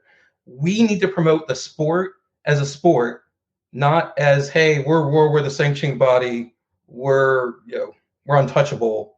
We don't want you to know what we're doing. Like, we need to be part of everybody's life. Right. And also, I like the fact that you call this a sport and not just a hobby, because that's a big argument that I have, because I consider it a sport. Yeah. And FJ or Hefty and I get into this all the time. It's like, we're with toy cars. I'm like, they're race cars. Scale motorsports, dude. Scale motorsports. That's what we call it too. Like, it's the most action, the most action-packed 6 minutes in motorsports. So I do agree with that, because from my experience in 2021, I've said this many times. If it wasn't for Kevin Mama and his track crew doing an excellent job at LCRC and just pushing that program along like they did, Raw would have been in so much trouble. I actually feel that him and his crew should be, or he should definitely be somebody in Raw as well, because because that guy knows his stuff. He should be part of a RMT, I think, that goes to these races. I think he was at one point. He was. Him and his son drives X-Ray Mechanic, I think. Oh, yeah. Ethan Mechanic's dad. So they know their stuff because they were involved with Raw. I think they need to get. I think they kind of ran into the same thing that you ran into, like just this Earl Guard. Let's talk about this Earl Guard. How do we fix that? Because there's only one answer to that, in my opinion, and that's they got to go. Yeah. So, and I've told the ones I've met with, when I take over, the first meeting is, look, if you don't have time to do this, resign. Because if I give you a task and it's not completed by the next meeting, I'm going to call for your removal. And it doesn't take a unanimous vote. It only takes a majority. And I have a majority already as soon as I get it. So this isn't going to be as hard as it's been in the past, because without a president holding stuff up, things go. Well, it's just like you have to do it, man. These guys have to be held accountable for what they're doing, or put somebody in there that wants to do it. Yep, exactly. And I resigned partly because I was frustrated, no doubt, but a lot of it was because I don't have any more time to give to do this. If we're not going to get things done, then it's not worth my time. I agree with you. I get accused of being really hard on these federations sometimes. JQ and I, but I just think like that's what needs to happen, though. I think you guys so. are the press. You guys need to hold the sanctioning bodies accountable. And if we there's no sanctioning body that's going to hear everything that happens in a race. So stuff can happen that wasn't even brought to their attention. But if they pay attention to media, there should be no doubt what happened, because you're going to hear it and then hear 6 ways to Sunday, right? And just explaining it of, well, we didn't really know. We'll look at it, and then never do anything. No follow up. I've defended Raw. I've defended Raw to the utmost because I feel we need it. I feel we need these federations. We need them. When I think of these federations, I think of days like reading through BMX magazines and wanted to join the AMA, or wanting to become a member of Raw as a Bermuda, because I used to live I'm from Bermuda originally. We couldn't be a member of Raw. We had to be a member of Afro, or we had to be a farmer. We could, we dreamt to be things like that because we wanted to go to a Raw Nationals or something like that. And I think that prestige has gone because a lot of people say, well, what do I need Raw for? I just pay the Nationals come up and I pay my $30 and my entry fee and I'm in. It's a race on the clock. You want to know something cool? What's that? So here's a reason to join Roar once things change. We had the manufacturers in 1/8 off-road had begged for us to do a series championship instead of a single championship. Really? So I got commitments from like the big race people like Scotty and Joey, and they were all on board with hosting a qualifying race. And I know where you're going. Yeah, and so we would have qualifying races for the championship, and the last race would rotate between the 4 tracks that were championship tracks. So it would always end up at a different track. And once we've cycled through all the tracks, we could have another track. But so we got agreements to do this, to have all the manufacturers were on board. We got tracks involved that said, "Yep, we'll host it. You just tell us when." LCRC was one of them. There was a track down in Florida that was one of them. But anyways, so we got all these agreements, and we're supposed to announce it at the LCRC what was going to happen, and the whole thing got pulled again by president. Just stop. No. Oh, so the manufacturers agreed. Oh yeah, no. I had meetings with the manufacturers every month for like 4 months to hash out these things, and there was a lot of tribulation. Like at first, I was like, there is no pre-qualified because they wanted to have their drivers qualified, right? Well, to me, I'm a racer. I'd rather race my way in than be pre-qualified. But Gord Tespin brought up a good point. We spend a lot of money going to all these races already, so to have to throw in even more races, if we're pre-qualified, we don't have to try and make 1 or 2 more races to get qualified. We would just be based off of last year's. So it was like you take the top 20 from last year's Nats and the top 20 from these 4 qualifying events that aren't already qualified. So you could finish 35th because, Dakota and all of them were already qualified from last year. And you are now qualified for that championship. But that kind of defeats the purpose of having a series. The point of this series is to have so RCGP, unfortunately, didn't get all the manufacturers to agree, right? But the point of this series is to have the same people to go to the series and race in them. And that then creates storylines, excitement, all this type of stuff. And I don't think that the RC industry thoroughly or fully understands that point at all. The manufacturers and they might want, but they have to make a decision not to go to some of these other big races and commit to the national series. Well, so the idea was to use the big races as a national series. Even better. Yeah, so then you're not changing anything. But the people in Roar wouldn't agree to do that. So the compromise was to do qualification events and still have a nationals.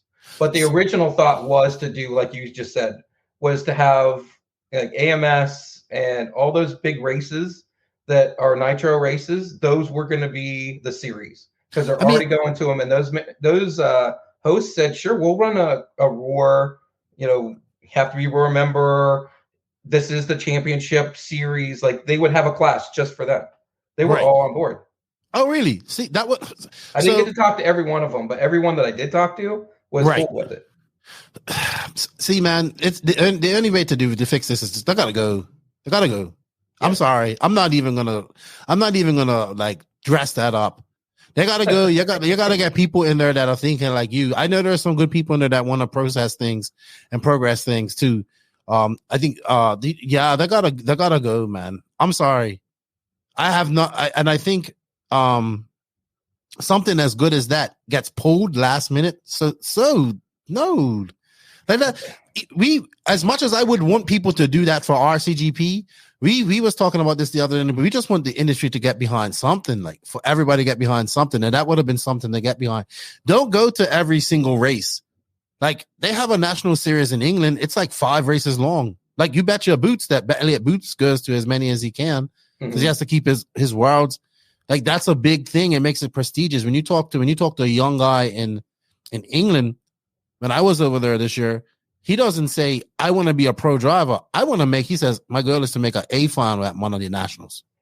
He's not saying, that's a realistic goal to have. Like that's a, they're realistic. Like they're not saying, I want to be a pro driver. I just want to make an A final at a national because the nationals are very prestigious, So it's very shocking. Not even shocking. I'm just amazed. Heritage, I guess they thought.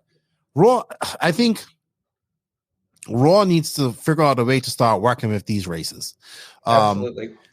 We constantly complain about referees and all this type of stuff. And when somebody says, what does Raw do for me?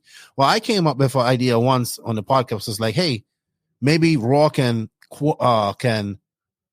coordinate with like Race Time or Joey to say, hey, look, we're gonna send a team out there to do tech and to do, or maybe not tech, or just to do, we're gonna send 3 guys out to do refereeing, right? We just want, and just figure out some way that we want you to help push membership. You know what I mean? And we'll have a special membership. You sign up at DNC, we'll give you the membership for $20. What is your $20 given? Well, it's helping these guys come here. So you always want to referee, so you go. You have 3 guys here to do a rotational referee job because it's a long race. Things like that. We gotta think out of the box because Afro was having the same issue. They were calling these races black races, and they consider like RCGP and any race that wasn't an Afro affiliated race a black race. If one thing that RCGP did was great was they got Afro to cooperate or coordinate with RCGP. And it was just simple. Like we wouldn't put any dates of our Euros on a date of an RCGP race, but that's coordination and that's advancement. So Raw isn't even at that, in the eyes of the people, in my opinion, they're not even at a level because Afro is a very good, in my opinion, they're a good federation, but they need updating too, like yesterday. So Raw's already like this on the average. Like you got races like DNC in the 8 scale. You got DNC, PNB, right, and all these races that mean more to people. The national still is very something prestigious, but that's more for people who are really hardcore racers who they want to go to. And maybe in that area, like if it goes up the Northeast, it's going to be full of the Northeast guys. If it goes down to Florida, it's going to be full of everybody from the Southeast, and then the hardcore guys that will travel to that. So it's like you got races out there that are almost on equal level prestige as a Raw Nationals now. DNC probably above a Raw Nationals, I would say, to an extent. The sad thing is that Raw doesn't feel that way. Raw feels they're delusional.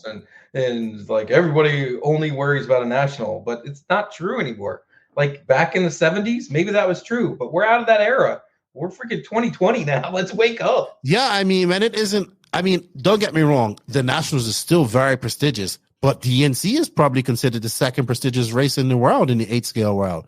The only race beating that is a Worlds, because it's one of the only races where we get to see competition from Europe come over. So Raw needs to get off that. They're not on that high pedestal anymore, and that's just being oblivious to your surroundings and not being. It's just old guard. Like we're stuck in our ways, and we're gonna. Oh my gosh, I'm doing more talking than you. No, I'm letting you go. It's your show. I gotta hold on. Your lights are turning off. I know. I gotta go turn on my light. All right, so let's talk about something that I like to talk about. I heard this a lot. So if you look at numbers, 8 scale's king. It gets the most interest. Maybe not this year because it was kind of moved, but you look at LCRC, packed, full, sold out. Yep. Recently, these races, 10 scale, offered not maybe as much as it used to, but it still gets a good turnout. Yeah, decent. I think maybe 10 scale or 8 scale or Nitro maybe on road. Not sure. I think carpet has more entries than pavement. Okay. Either nitro or electric. I think on road, I think carpet's king right now. Right. Well, the general consensus is that the off-road guys are making the money with the least amount of representation. I would agree. In Raw. How do we fix that? You just need to get these off-road guys involved. Yeah. Well, I've talked to a few of them now that I'm starting to race off-road more. like Jason Rona and that J Concept series, that I think that's awesome. Like what they're doing is they're promoting all these different tracks that they run their series through all over the country, and they're promoting it. Roar's not doing squat, but like that should be basic 101 how to run a series or how to promote a sport. Like getting people hopefully that have enough time to be involved from the off-road side is very important to me. Like what they're doing is working because that sport is growing. It's not shrinking like the on-road side is. Right. The on-road is definitely shrinking. How do we fix that side of things? Because now that I've had Hefty on her, I'm looking at, look, well, right now, as we're talking about this, we got the 10 scale Nitro Worlds going on. I think there's one American guy there. It's in Thailand right now. I think Bryce Butterfield's the only American guy there. I think we have to fix the roar.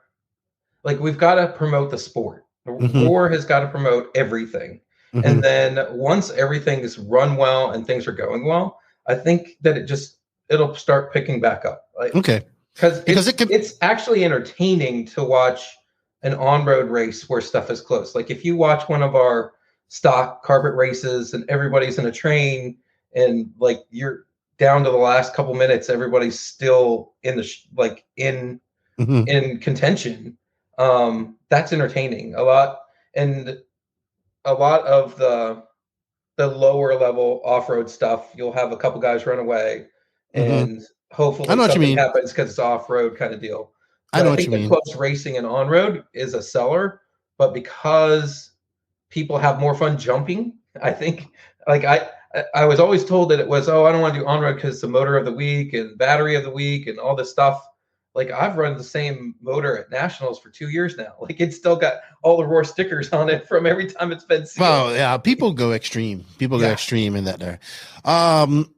Okay, so well, let's carry on. How do we? Because I don't think there's a wrong way to, or one. I shouldn't say there's no one way that we should be promoting RC. I think I get this question quite a lot. Why isn't RC on Netflix or why isn't it on television? Well, it's pretty simple. What we do is not entertaining. It's entertaining to us. I am deeply entertained with it, but the way we race isn't appealing to spectators. We race. We don't. I'm talking from my side of things. When you see, we don't cater to spectators. We don't worry about spectators because the spectators in RC are RC drivers. Right. How do we take this to people? Because like. I believe what RCGP was doing. They made a whole docu-series like Driven about their series that they put on, in 2019. I think that's part of promotions though. Right. I think that's what I mean. That's how do we promote this?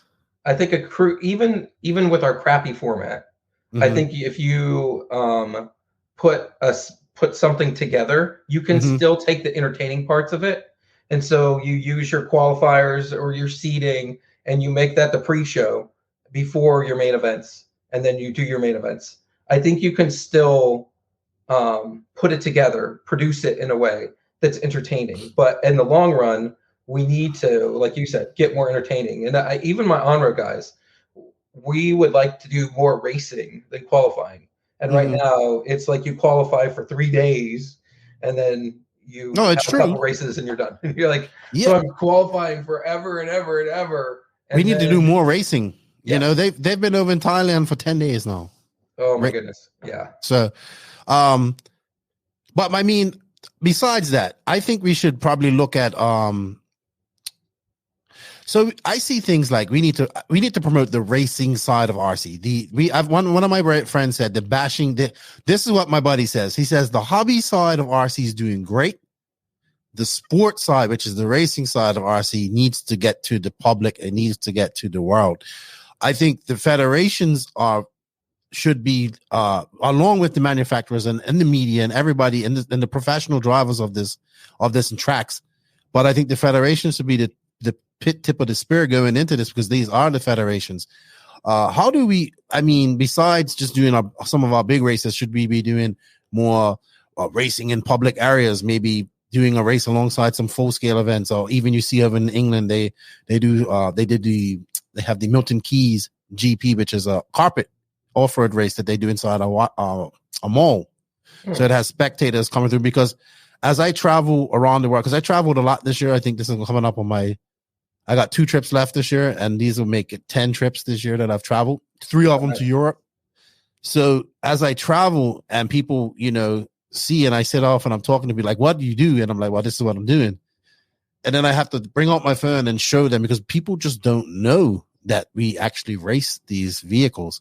They don't, when I say, yeah, we actually have professional drivers that paid to do this for a living. That's their job, to race these. And I, for one, make somewhat of a living off of talking about this right. In a way, you know what I mean? But we have these professional drivers. We don't use them in a professional manner. So we have tell them, you go to a race, you don't know who a pro driver is unless you're into RC, because everybody right. looks like a pro. We got everything, the makings to have something. It doesn't have to be Formula One. It doesn't have to be any of this, which has to be ours. But I think we have to think big. And I think the industry as a whole isn't thinking big enough. We're happy. Everybody has to do their part and get somebody into RC, but as an industry together, we need to come together and come up with some solutions to promote this industry in an easy format to people to understand and see what we do and show what we're doing. How can we do that besides that? I mean, you got it. Video, online streaming, all this stuff. That should be a no-brainer for all of this stuff.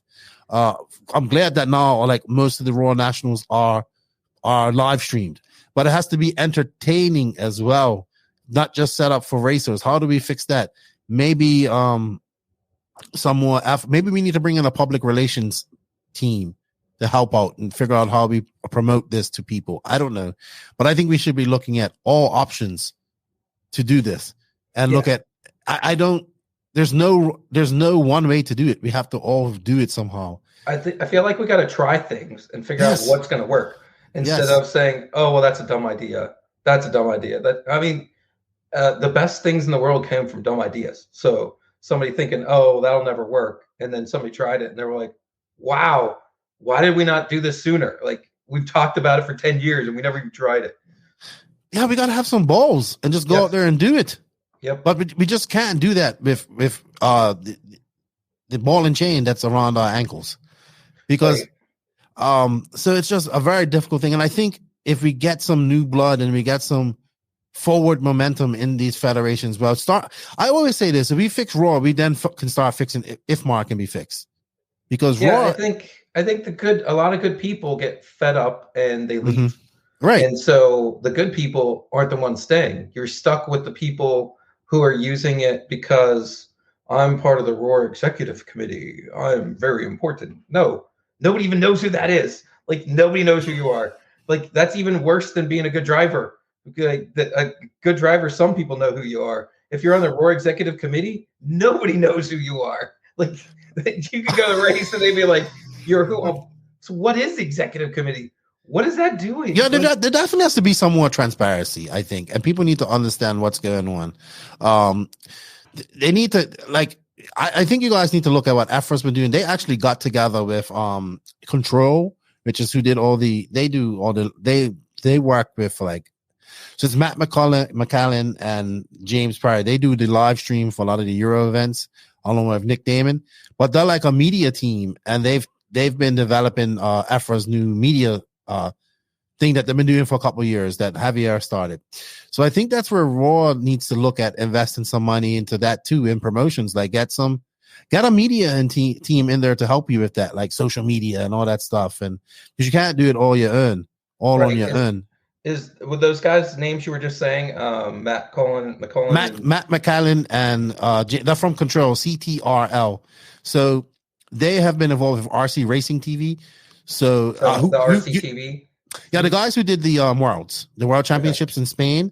So Matt does all the editing, all that stuff. They also works with AFRA. And I think you need to talk. I think when you do get into when the presidency is all set and settled, and if you get that position, you should definitely coordinate with those guys. I think they have a lot to offer and learn from, especially just, because they've been doing this whole.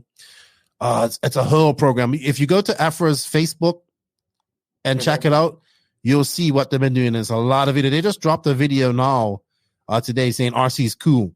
After and you go on Afro, they have the minutes from the meeting posted from that they had the AGM that they had last weekend that I was reading through this morning.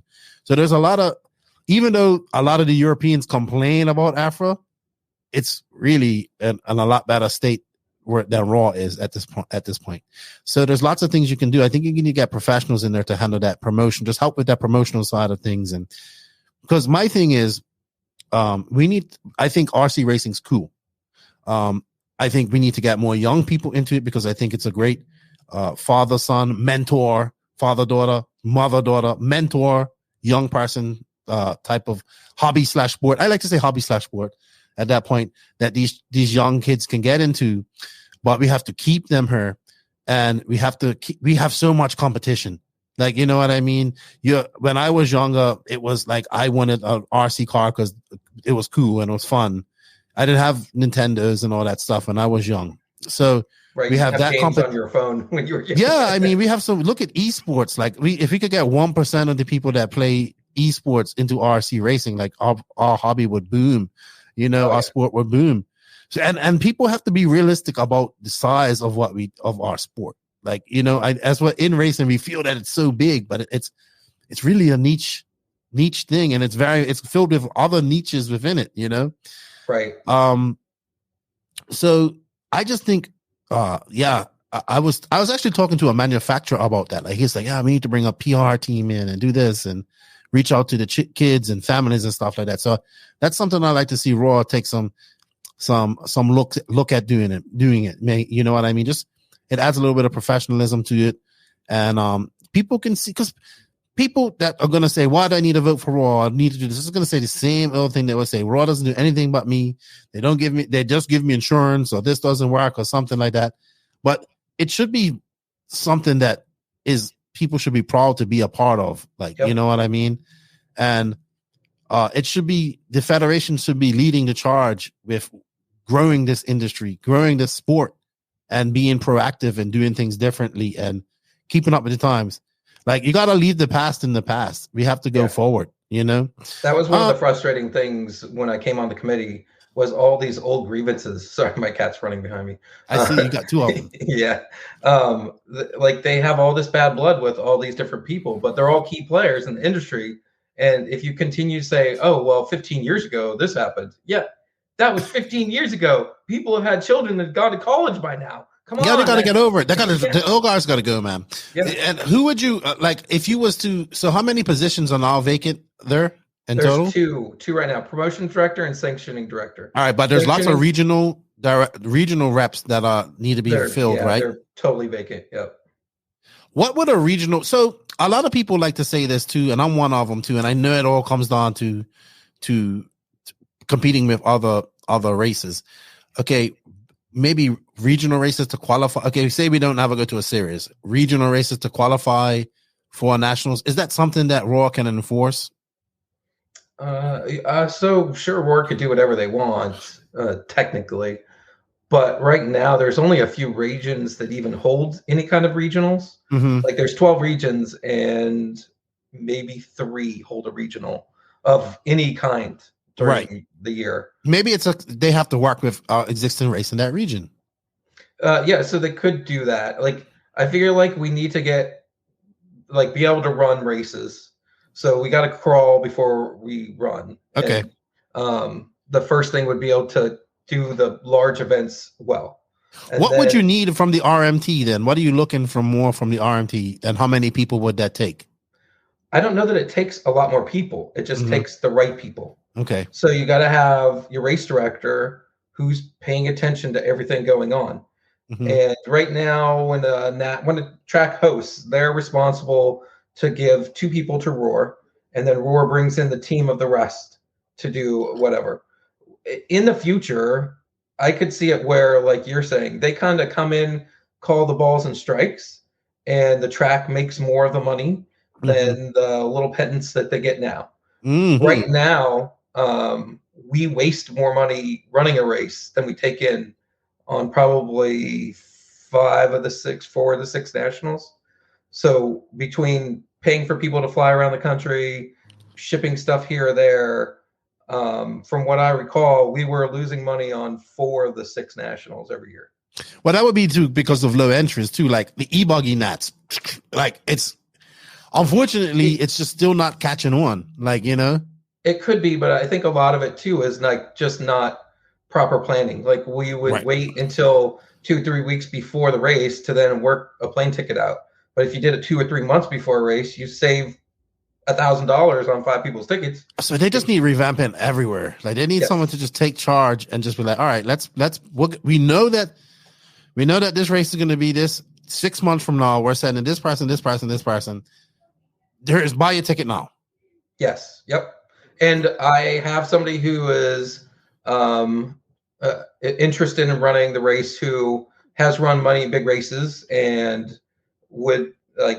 That's already his mindset. I'll have, my 5-6 people that are on RMT. We'll send however many we need, between 2 to or 3 to 5 for whatever. Yeah, but they have to be able to come in there and just make all those decisions. Like they have to run the race and then work with the track crew takes care of the track. Yep. You know what I mean? Yeah, that's exactly right. So we've kind of got stuff in place, or I've got tentative agreements in place to square away the RMT from day one. Okay. And so we have not yet had it's now November 11th when we're recording this. We have not had a date or track set for the 8 scale nationals next year, which would make that it's actually a world's qualifying year as well. It's probably going to be well attended. I'm hearing it might be LCRC again, which had it in 2021. I like LCRC, don't get me wrong. But Afra's going through this too. We're seeing tracks not bidding on races. I mean, I swear that the reason that it was at Adobe this year and it was in March, well, it had to be in March because it couldn't be in June, was because no other tracks bid for this. And I heard that. I wasn't part of the committee at that point. Right. But even when I was competition director and taking in the bids, there was very rarely more than 2 tracks that bid for any race, but they get $1,500 to host. So they provide, like LCRC, they groom the whole track. So that whole staff, and they're supposed to provide a couple bodies to help roar in tech, and maybe off tech cars, make sure things are passed over or whatever. So they make $1,500. And they not only have to pay all their people that are working there, but they have to pay a couple people that are working for Roar. So if they were making more of the money and Roar was sending less of the people, then it would be more feasible for the tracks to want to host the nationals. Because sure, we'll make it prestigious again. We'll get our head out of our butt. We'll make these events fun. We'll make people want to come and not, if something goes wrong, sure. Okay. It went wrong. And we checked tanks in this pressurized manner that these guys suggested. We checked them in the way that Europeans checked them. Like we checked them 5 to 6 different ways. And this is the results of those testing. And this is what we're going to do. So like, if you do what the people expect, even if there's a problem, they'll forgive you. But if you don't address the problem or wait till a week before the race and say, oh yeah, we're going to let you sand your tires. Well, why didn't I know that a month before the race? I'm still thinking that I've asked for 5-6 weeks and you haven't given me an answer. Like, have the balls to make a decision, whether it's the right or wrong one, just make a decision. And then if it's the wrong one, you learn from that and you choose something else next time or do something different next time. But make a decision. Don't wait until the last second or hope that somebody makes a decision for you. Yeah, that's exactly what Javier said in his introduction in the meetings when he stepped on. He said, either support or not, but make a decision. And it's no decision is the worst thing ever. Yes. So, but back to the tracks.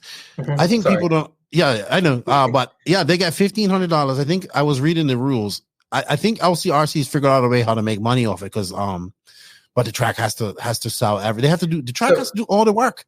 Yeah, so they make $1,500 for the first 125 entries, I think, and then they get an additional $1,000 if they get over a certain amount. And then after a certain amount, they get a per entry thing. So LCRC is smart enough to know that they'll sell out. So they, at least when I did it, they negotiated the cap to make sure that it was 350, and Roar didn't short them saying, oh, no, we're going to make it 300. No. If we're going to accept the nationals, the limit's going to be 350 or whatever they felt that they could push through in a day of qualifying. And their announcer called the race, and they did their whole track grooming. I was out there helping them with mud, and Krista was bringing the tractor over, and we were all trying to fill in. We were all trying to rake and fill and get all muddy, and like they had, I don't know, probably 5, 6, maybe 10 people. They're just fixing everything on the track after that rain came and washed everything away. Yeah, but they also so the tracks also have to make their money off like renting out spots. He has the camper spots, sponsors. They basically, and how I can see it is that the track has to do everything, right? Raw shows up, fucks everything. I don't want to say that. Raw shows up, does what it has to do, and then like they just go away like after that. And I feel like that's an extensive amount of work to not really be guaranteed to make the money. Because I can't see how Tim Lime, like, because he didn't get that many entries, so I know he didn't hit the, like Tim Lime where they had the nationals this past year. March. Yeah, Adobe. Because I think he did that just out of passion, because he wanted to do it. Because I can't see if he made money on it, because he probably made money where he made some money off the rental stuff, but it's so much stuff that you have to do.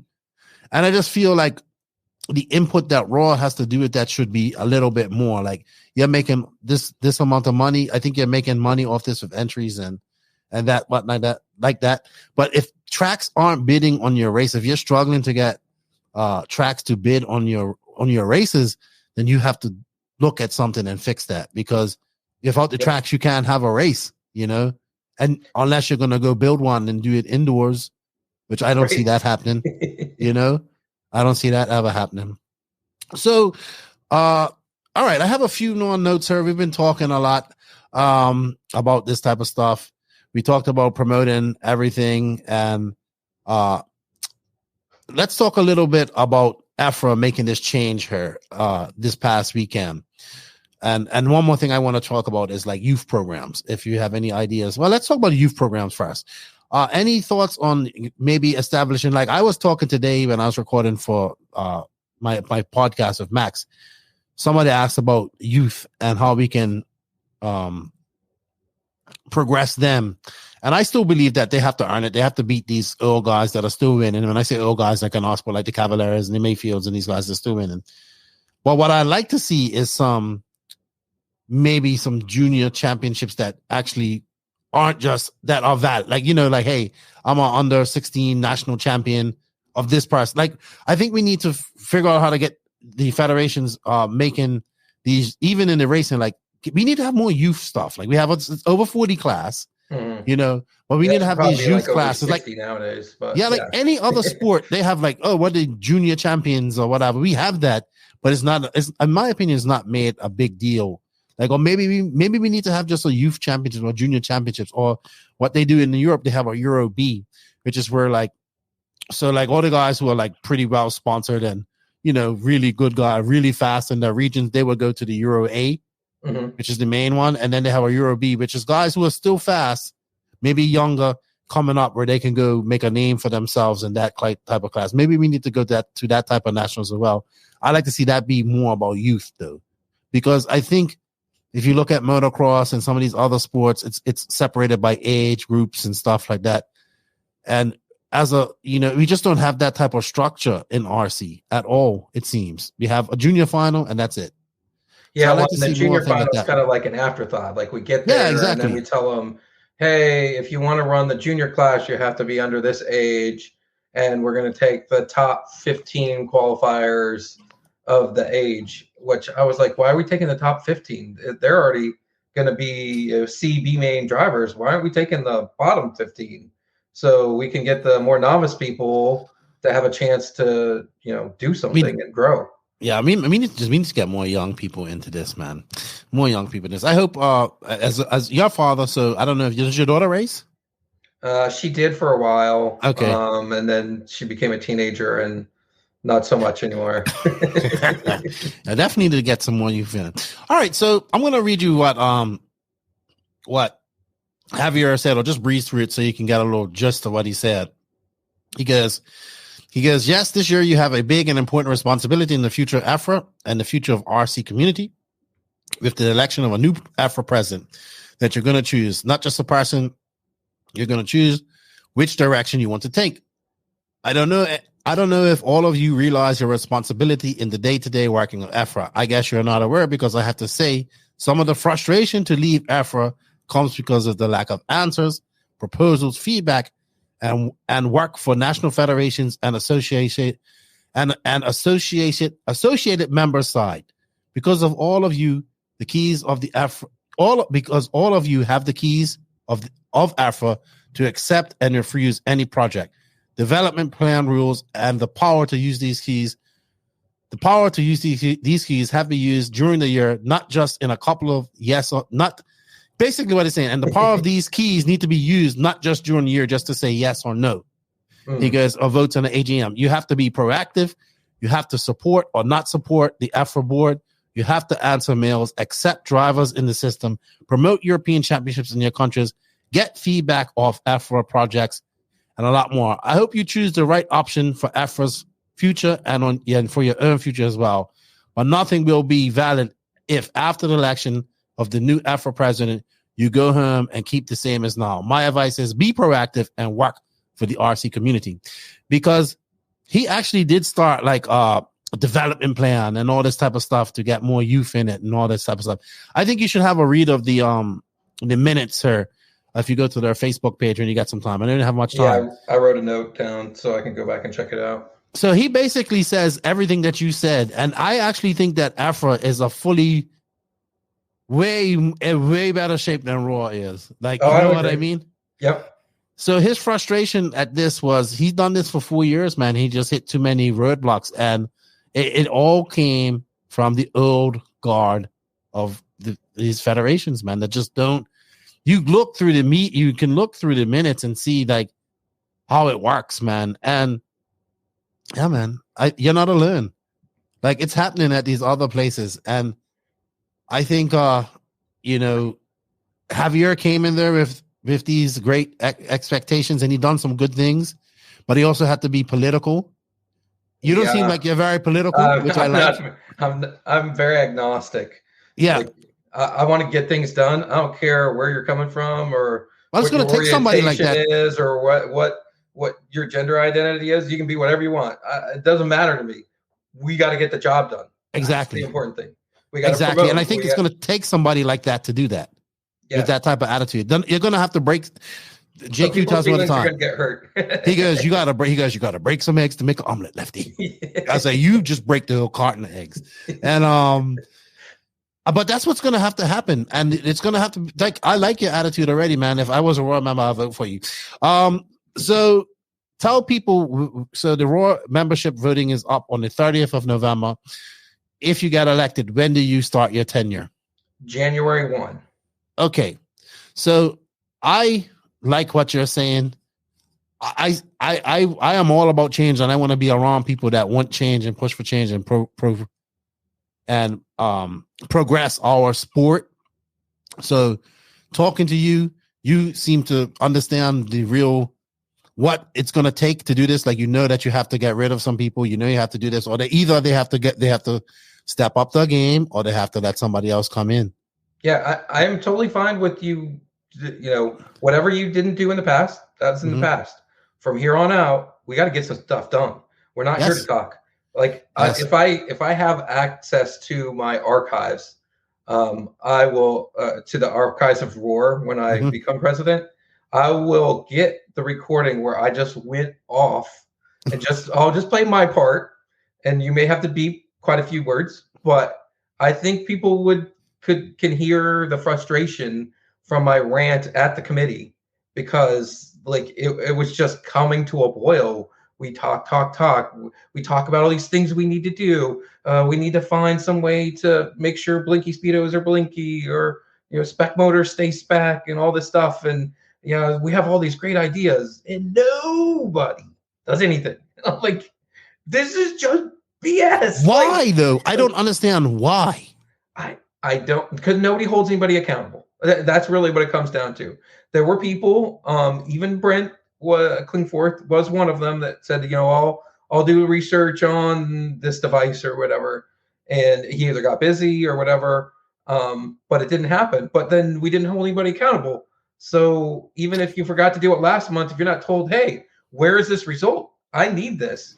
And why does it got to take a month? We have email. This is the freaking 2020s. We can talk about stuff. So Jeff Parker's the only paid member of Roar, correct? No, he is not paid. Okay. Bob Ingersoll is the only paid person of Roar. He's the administrator. Okay.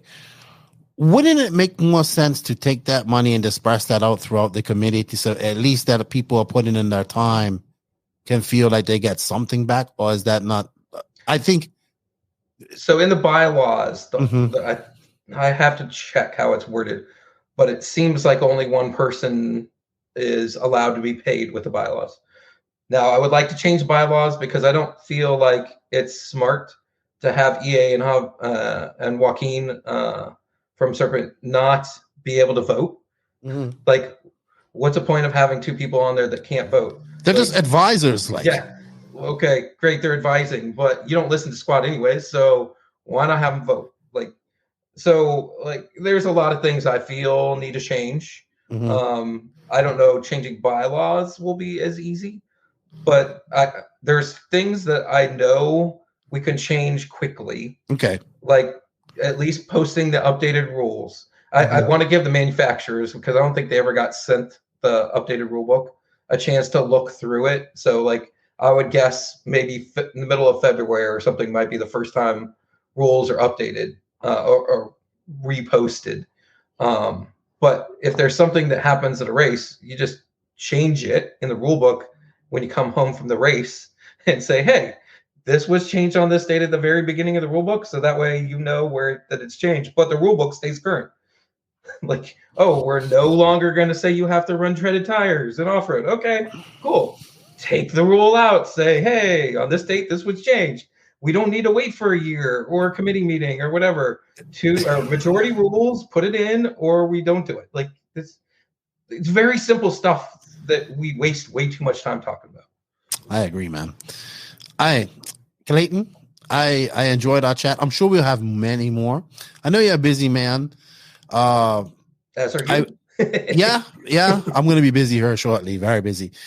But I like your attitude. I think you're the guy that's gonna the attitude that you have is the person to get it done, because you know how it is to be frustrated by meeting all the opposition that you met previously. So, and I know that you have to get people in there that's going to support you and help you do things. So, I want them to support the sport. I may have a stupid idea. I don't want them to just go, oh yeah, Clayton knows what he's talking about. No, it can't be blind support. It has to be. You have to have people in there that can. Oh, come on, let's think about this. Yeah, but it's better than being stonewalled at everything you do. Yep. And that's not going to grow anything. And these federations all need to. Now we can remember the past, and we can always look back and say, hey, that was the good times, a great heritage. But we need to go forward. And RC, in my opinion, as an industry, is at least 15 years behind the rest of the world, I think, in certain things. And we need to get back up. We need to get up to speed with a lot of things. And we need to be all ambassadors for RC, and the manufacturers, along with you guys and the federations, need to be kind of leading that charge. And I hope I like that you got just hearing that story about getting the different races to get together and manufacturers agree was good to see as well, because I think the manufacturers want to see something new happen too. Right. So, well, if we grow the sport, which then grows their base. Yeah, of course. But when we're Roar and we say, you're manufacturers, you're making money, we're not, so you guys figure it out. That doesn't help anybody. No. What is that freaking mindset for? Don't you realize that if everything gets bigger, everybody makes some money? You know what I mean? That's how it works. The bigger the pie, the more people eat. It's simple as I've that. heard that one before. That's pretty good. So I just made that one up, by the way. Coin that one. That's Lefty's call. But thank you for having you on. When will we know the results? So voting was supposed to start on the 1st. It started on the 4th or 5th because of technical issues with the webmaster or website or whatever. So we should know the results the end of December or the beginning of December. I would say December 1, but my guess is more like December 15th, maybe. How about your opposition? What do we know about Larry David? I know he's a great comedian. Oh, I didn't know that. Well, no, it's a comedian named Larry David. Oh, okay. So he was vice president when I came on the committee, but he never attended any meetings. So I know little to nothing about him. Oh, so okay, all right, yeah, all right. He's only attended no meetings, and he's only been to 2 races since 2015. He might have attended them before I became a committee member, but it was about. I think it was about a year before they replaced him with a vice president. I mean, has he done any type of promotion to do this? Not that I've seen. So anybody can nominate somebody. Okay. And I know Jeff Parker was rallying people to run against me, so there would be at least an election. So, he's trying to get a puppet president. I got it. I'm not going to say any of that because I don't know facts. I wasn't there for his conversation. I'll say it. I just know he had even tried. He told EA, "You're going to let that person, not person, but so you and Jeff Parker really don't like each other. Okay, I get that. We're frenemies. Like socially, we can be okay, but right. I don't like. Like we had an incident at the last Nats where I got wrecked from behind. The announcer's like, "You got to wait and let him by." The guy waited ish, and I was in a train of cars, and he didn't want the train of cars to go by, so he jumped in front of the train. And I was like, "Jeff, it's a rule. Like he didn't follow the race announcer's rule." Well, I don't know. What did the race director or the race announcer say? So he went to race announcer. He's like, "I called him. And he got wrecked, but then he had a little of a tuck, and so wasn't sure." He's like, "Well, did he wait?" He's like, "He waited ish, but he didn't wait for him to get back by." Like, okay, there's your answer. He didn't wait for him to get back by. He didn't follow the rules. Rule is he loses a lap from his best run. Period. That's just a black and white rule. Well, but you're running for president, and now it's going to look like I'm biased. I'm like, it's a black and white rule. He didn't do what he said, so he would have had to wait maybe a 0.5 of a second longer for me to get by. And he didn't want to. So,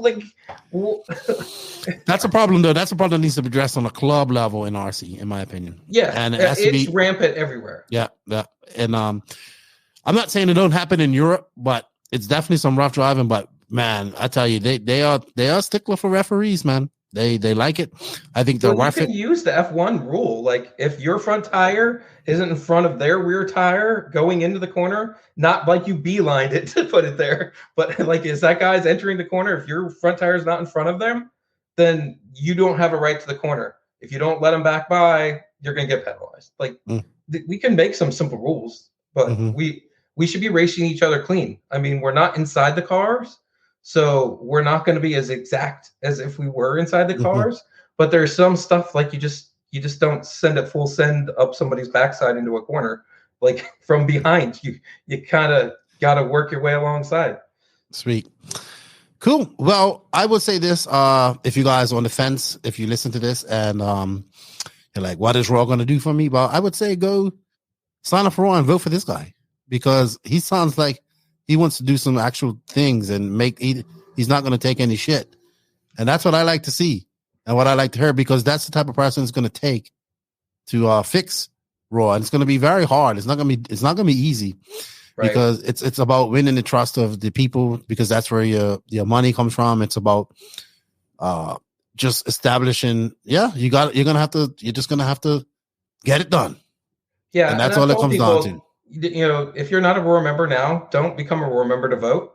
Wait till we earn your trust, and then you'll want to become a Roar member. But that's not how you're supposed to. That's not how we promote you. I know.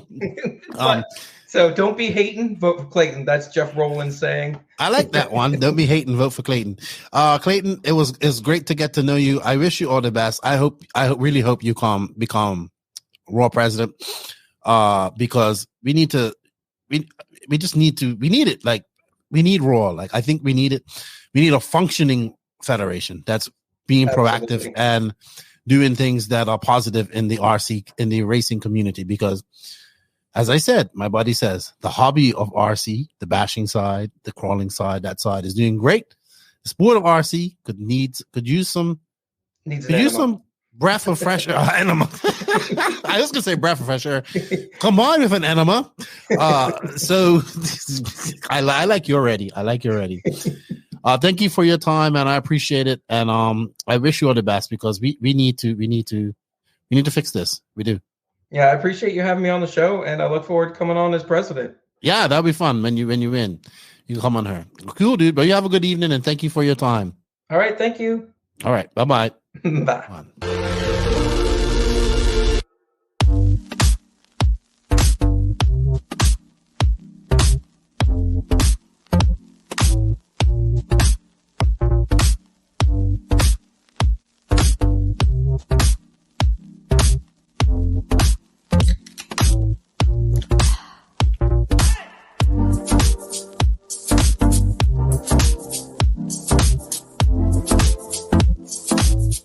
Thank you to TZO and the super cutoff. I just love that it just cuts off. Like, I know, Nick, we gotta get that worked out, Nick. But thank you to TZO Tires. Hopefully they come on as a sponsor next year as well. But this week they're bringing you your silly season news. That wow! So I went to take a nap this afternoon, Max, because I was really tired because it's been a long weekend. I've had a guest here. I got new glasses too, by the way. Did you see that? I got new glasses. I have to wear them all the time now. So. Yeah, I'm getting old. I wake up this morning and I got messages from people all on Facebook talking about, where is this person again? Where's Robert Batlle again? This again? I'm like, what are you talking about? You know, I know that he's leaving Mugen, but I didn't know he had announced it today. So it's official, everybody. Mugen Seiki and Robert Batlle have split ways. And here's a letter from Mugen. He wrote in a letter for him. It's been a very good 12 years, the best of my career so far. We've achieved many goals, had lots of fun, and you've helped me become who I am. I have so many memories from all this time. It's been hard to sum them all up in one post. I can only thank you for all the help received. You always have a place in my heart. It's time to take different paths. Wish you guys the best in the future. It's been a pleasure being a part of the #Mugen family. I'd like to thank Stefan Habak and John Weaves Fuerte for giving me the opportunity in 2011. See you at the circuits. So thus ends a 12-year stint at Mugen for Robert Batlle. You had some of. Let's go through some of the accolades that Robert has garnered while he has been under the Mugen tenure. So you wrote down some. He did. So he won a Euros in 2011 with that. Mm-hmm. 2012 Worlds win, obviously, in Argentina. Yeah, Argentina. I don't know about 2014, 2015. You don't really have question marks there. 2016 Worlds second. Yeah. Vice 2017. Champion. Yeah, vice. I mean, 2017 win. 2018 DNC second. He won Neo Buggy at the last Neo Buggy then. Yeah, that was at Redovan. Yeah. Right. Worlds, he got 6, 2019, 2020, 2021, 2022. Kind of. Yeah. I don't know what results. I think he had a pretty much a decent win every year, pretty much. I don't know if he had a big win this year. I can't remember one, but pretty much every year on his run Mugen, he had at least one big win. Obviously, the 2 European Championship, the World Championship, second place, 2016. Even with, like, he had a big issue before the race with, I believe he had some kidney stones. Yep, I remember operation that. And all that, and still ended up finishing second after the week. And yeah, I think he won the Spanish championships every year except for this one, I believe. Yeah. So he definitely... Time for a change, you think? I think so. I think he was looking on the downhill for a while. Yes, I would say beginning of the year. Yeah, I mean, I mean, I'd say since like the 2017, 2018, 2019, since then he's been like slightly dropping off, He still has good results and he's still like in the fight most of the time. But when it was like, I'd say from like 2011 to 2017, like anytime he raced, he was in the top three. Pretty much like anytime you could pick him to win almost any race. He didn't always win, but he was always in a fight. And especially his skill in long mains. Like he could have a terrible start and then just fucking catch up everyone, take the lead and win it. That's one quality that I think people know him about, and that's definitely something he's made clear, especially through those Mugen years. And, well, it's not even that. He did pretty well at the Worlds. I mean, he just missed making the main of a flame out on pit lane. Yeah, I think it was a bit unfortunate. I think he pretty much was going to go in the main. That unfortunate flame out made that not happen, but he's been strong this year, don't get me wrong. But I think, for the past few years, he hasn't anymore been sort of the guy that's like, because right now it's all about Canas, Ongaro, and Ronafalk. Before it was like Batlle, Ronafalk. At some point it was Ongaro there in the mix too, but like Boots, Batlle, Ronafalk, those were the guys at one point. And Savoya was sort of before Robert's Mugen era. It was like Robert and Savoya who fought for the European Championship wins, but yeah, Robert's been like, the craziest thing is he's been one of the fastest guys, like at least top 3 European driver since like 2004 until pretty much like the past 2 years. So he's had a great career so far, and I think it's good also that when you sort of get into a bit of a downhill, then you have to sort of change something too, because like right now. Kidditch brothers are really well with the Mugen. He sort of was getting shuffled to the back. He's getting shuffled to the back in the Mugen. Yeah. I think it was time to change for sure. Right. So I kind of felt that he was out of Mugen early this year because I heard, obviously that Mugen did not pay for him to go to DNC, so he had to get money for that in another area. And when you start doing things like that, you kind of know that that's the writings on the wall there. Maybe this year was, so it's unfortunate, but where one door opens, another one, where one door closes, another one opens. I mean, 12 years is a long time. We don't see people doing 12-year stints no more with companies.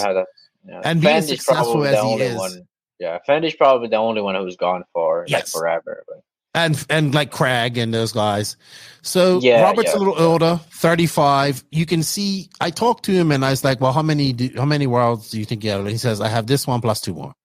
So he's thinking 40, I would say, is his final where he, I think Robert can still be competitive, but I think I've said this before. I think we're going to see Robert transition it. He's also been one of the guys who's always tried to do a business of some sort in RC. So it's very business orientated.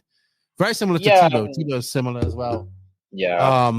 So with that said, it's going to be interesting. Obviously, so this also opens up and, obviously everybody's saying Mayako. I cannot say, confirm at this point if it's Mayako or not. I cannot confirm that.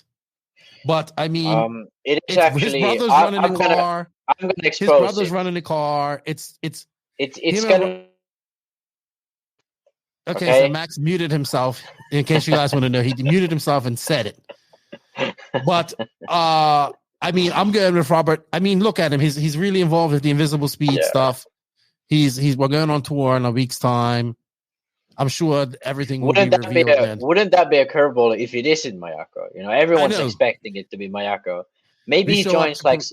imagine like him traveling around South America, and then it's techno, you know? Yeah. Oh, yeah. That would be like, people would be like so weirded out by that. But it's like I woke up this morning and silly season had started. So it's kind of started. And then of course the big rumors coming out of AMS this weekend is Tebow's out at Techno, and everybody's asking if it's Mayako on that side of things. I don't know. I asked him, he's like, no, I have options.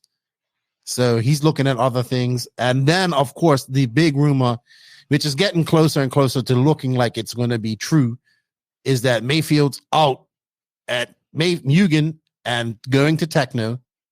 But that has not been confirmed yet. But I've heard it from many sources.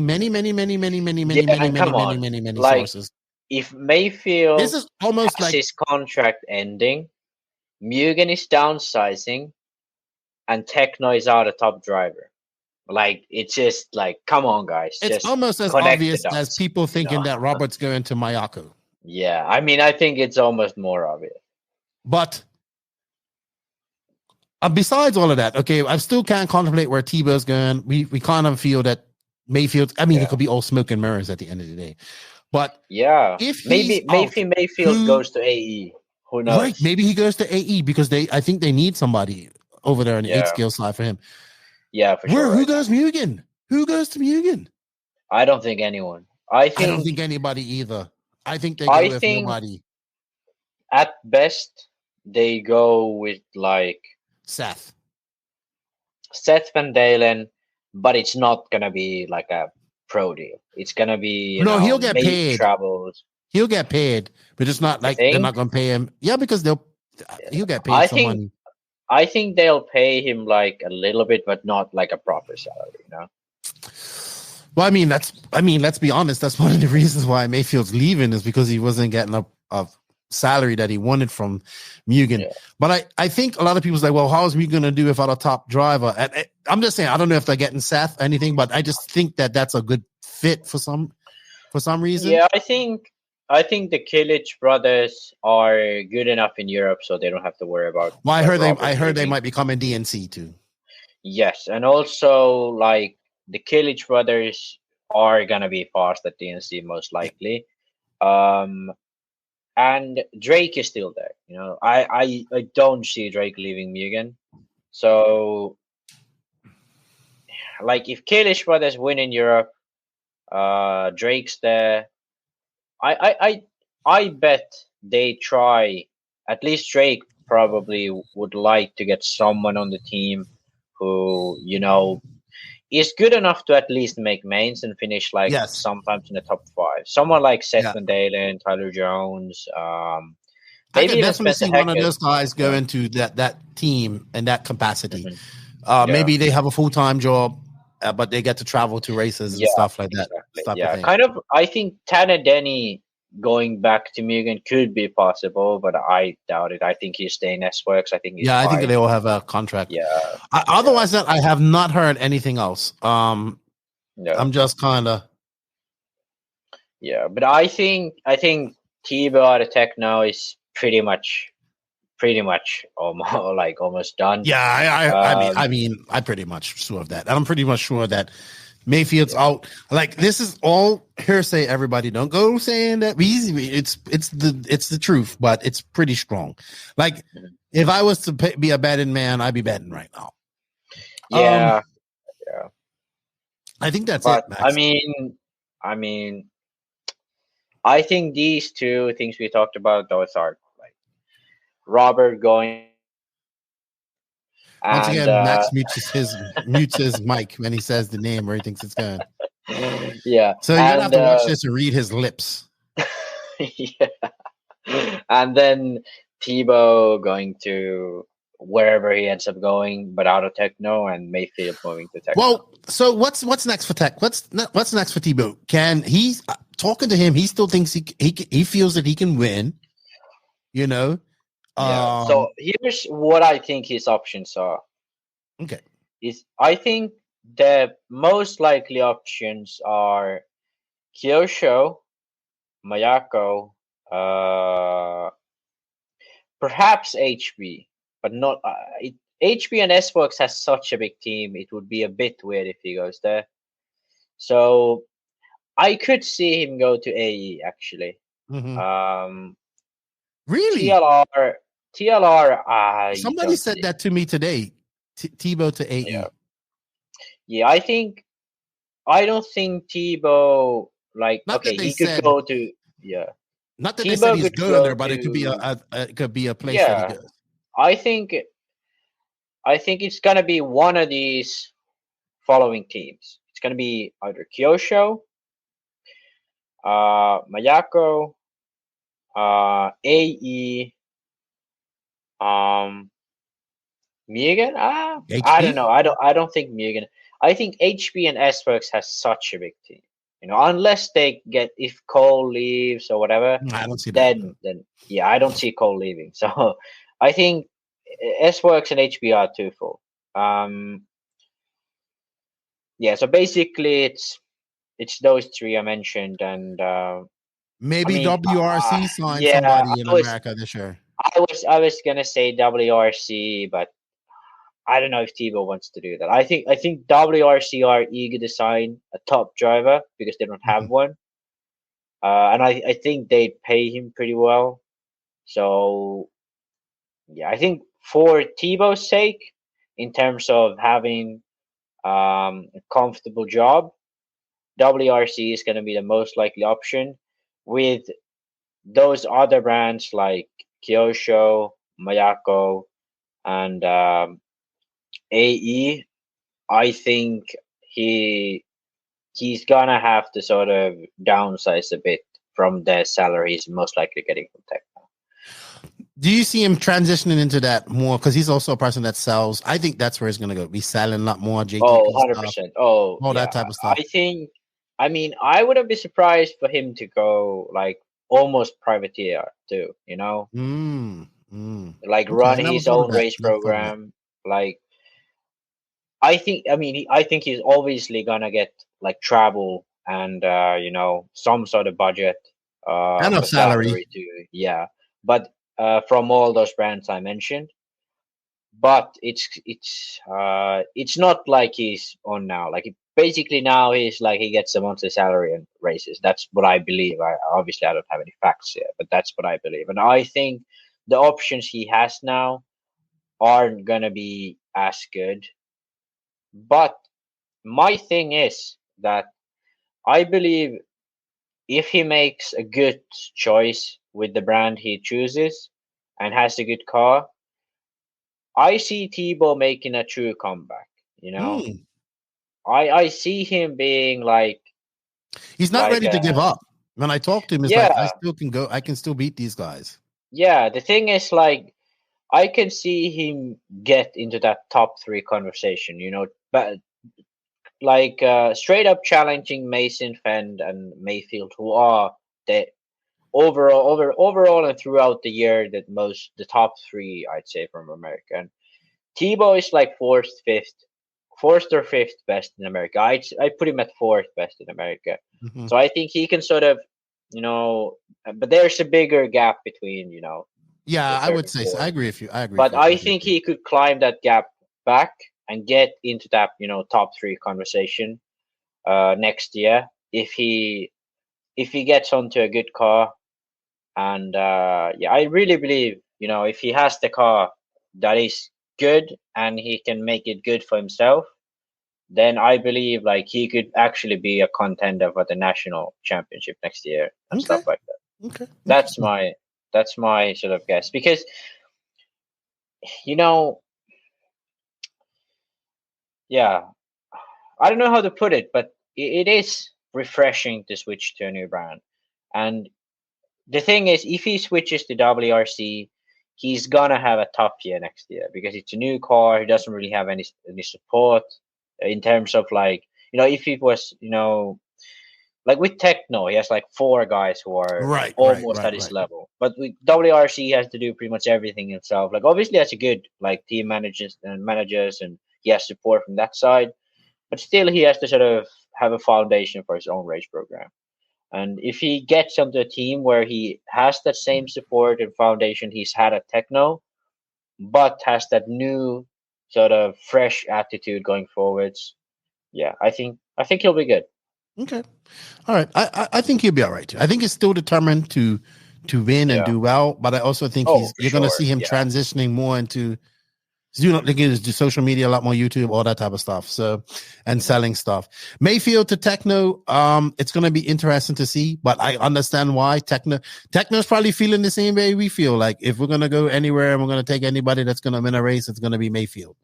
Probably too hard to get somebody like Phend, but Maifield is... Yeah, and I wouldn't, like, if I was Techno, I wouldn't even really try to get Phend because he's like so married to TLR. He's been there forever. It would, like, I think even for brand image, getting Phend is not as good as getting Maifield, because Maifield is like, yes, he's branded as a Mugen driver, but Mugen isn't that big of a thing on its own. It's sort of like we always talk about Maifield, but when we talk about Phend, we talk about TLR all the time. So I think he has much bigger connection on that front. Whereas Maifield changing the Techno feels like natural. Like, yeah, Maifield on Techno. It doesn't feel that silly of an idea. All right, cool. So we got a noisy bike out there. We're going to close it up. Well, let's take some picks for two-wheel drive and four-wheel drive at Florida Copper Champs next weekend. So you can comment. I'm going to go for Michael in four-wheel drive. And it's going to be Phend, Michael, or... Yeah, it's going to be Phend on Michael in two-wheel drive too. Really? So. No Maifield? No, not putting Maifield in there? No. I just can't see Maifield, like on carpet especially. It's like, yeah, it's going to be tough. And I think the Yokomo two-wheel drive is it's struggling a bit for sure. The four-wheel drive on the Yokomo, especially on low grip, is really good. So that, I mean, it already shows like Lee Martin and the European guys. It's pretty much that deal. Yeah, I'd say I'm gonna go for Orlowski, Phend. I don't know if Jona is going, but I think Jona is going. So if Jona is going, then I'm gonna go Phend. Ripke instead too. Phend. Phend, Orlowski, and Brock. Phend, Orlowski, Brock in four-wheel drive. Four-wheel drive is gonna be Orlowski, Phend. I'm gonna go for Jona Hatan if he goes. I haven't talked to him, but I think he said he's going to America, so I imagine it would be this race. So if Jona is going, it's going to be him in third. But if Jona isn't going, then it's going to be Brock in third. I forgot about Brock. It's going to be good. It's going to be good. Phend, Orlowski, Brock in two-wheel drive. Orlowski, Phend, Brock in four-wheel drive. That's my picks. I'm taking Phend and Orlowski. And Brock will be the spoiler out of those two. Yeah. I think. All right. Well, Max, we're probably not going to chat for a while. I'm going to be tomorrow starts like a month on the road for me. So you're going to have like a Western world tour, kind of like America tour, you call it maybe. Yeah, the Americas. I'm looking forward to it. Tour. Follow all of that, guys, on our Instagram and our Invisible Speed, Robert, everybody. We're gonna be crazy with the social media. Max, I think that's it for this weekend. Thank you for your time. Thank you, Mr. Clayton Young, for your time. Thank you guys for all the support once again here in 2022. Thank you to the NNRC squad around the world. We can't do it without you guys. Thank you to the patrons of the NNRC as well as the YouTube members. You guys get early release and help us out a lot. Thank you to the awesome companies that support us. If you want to be a part of the NNRC next year, hit me up and I'll send you out our one paper for our tiers. It's very nice. Thank you to he who knows who done it. I'm not going to say his name because he doesn't want any credit for it, but he did a really good job. And thank you to the current companies that support and sponsor the podcast. They are InvisibleSpeed.net, TZO 200 Tires, TNR Fuels, High Tech RC, Mayako, Techno RC, Lugs Racing Tires, Papa Willie's Traction Tonic, G-Spec RC Tuning, Sun Pedal USA, Clinic RC, Racecraft USA, RCGP, House of RC, David Ronafalk. Shout out to our drivers, David Ronafalk, Jared Tebow, Alexander Hagberg, and Robert Batlle. And don't forget, if you want Shwag, NNRC Shwag in America. Check out Ardent Imprints on Instagram. Hit up Jason Bacall, Facebook. And if you want it in Europe now, hit up RC Haus and we can get you some NNRC Shwag. Max, you enjoy the rest. You're pretty busy. You got some school exams and all that. They're coming up. Yeah. And then it'll be Christmas. And then we'll be back for 2023. So with that said, say goodbye. We probably ain't going to see you closer to Christmas time, to be honest. Yeah, it's probably going to be like the Christmas special we do. That's the next time because I think I'm quite confident saying I'll be going to India on the 16th or 14th. I'm leaving. Oh, so you're going? I'm quite confident November? saying I'm going. No, December. Next month, December. So yeah. Okay. So I'm going to be having busy RC December. Good. Well, I hope you go. With that said, Max, I'm going to have fun at Florida Carpet Champs. You can follow all of that. Follow my action this weekend, guys. I do leave tomorrow. It's going to be fun. I'm looking forward to that. And working with Danny and all those guys. So with that said, Nitro is the glory. E-Buggy pays the bills. Work 10 scale builds the skills. Max and Lefty. We're out. See you guys later.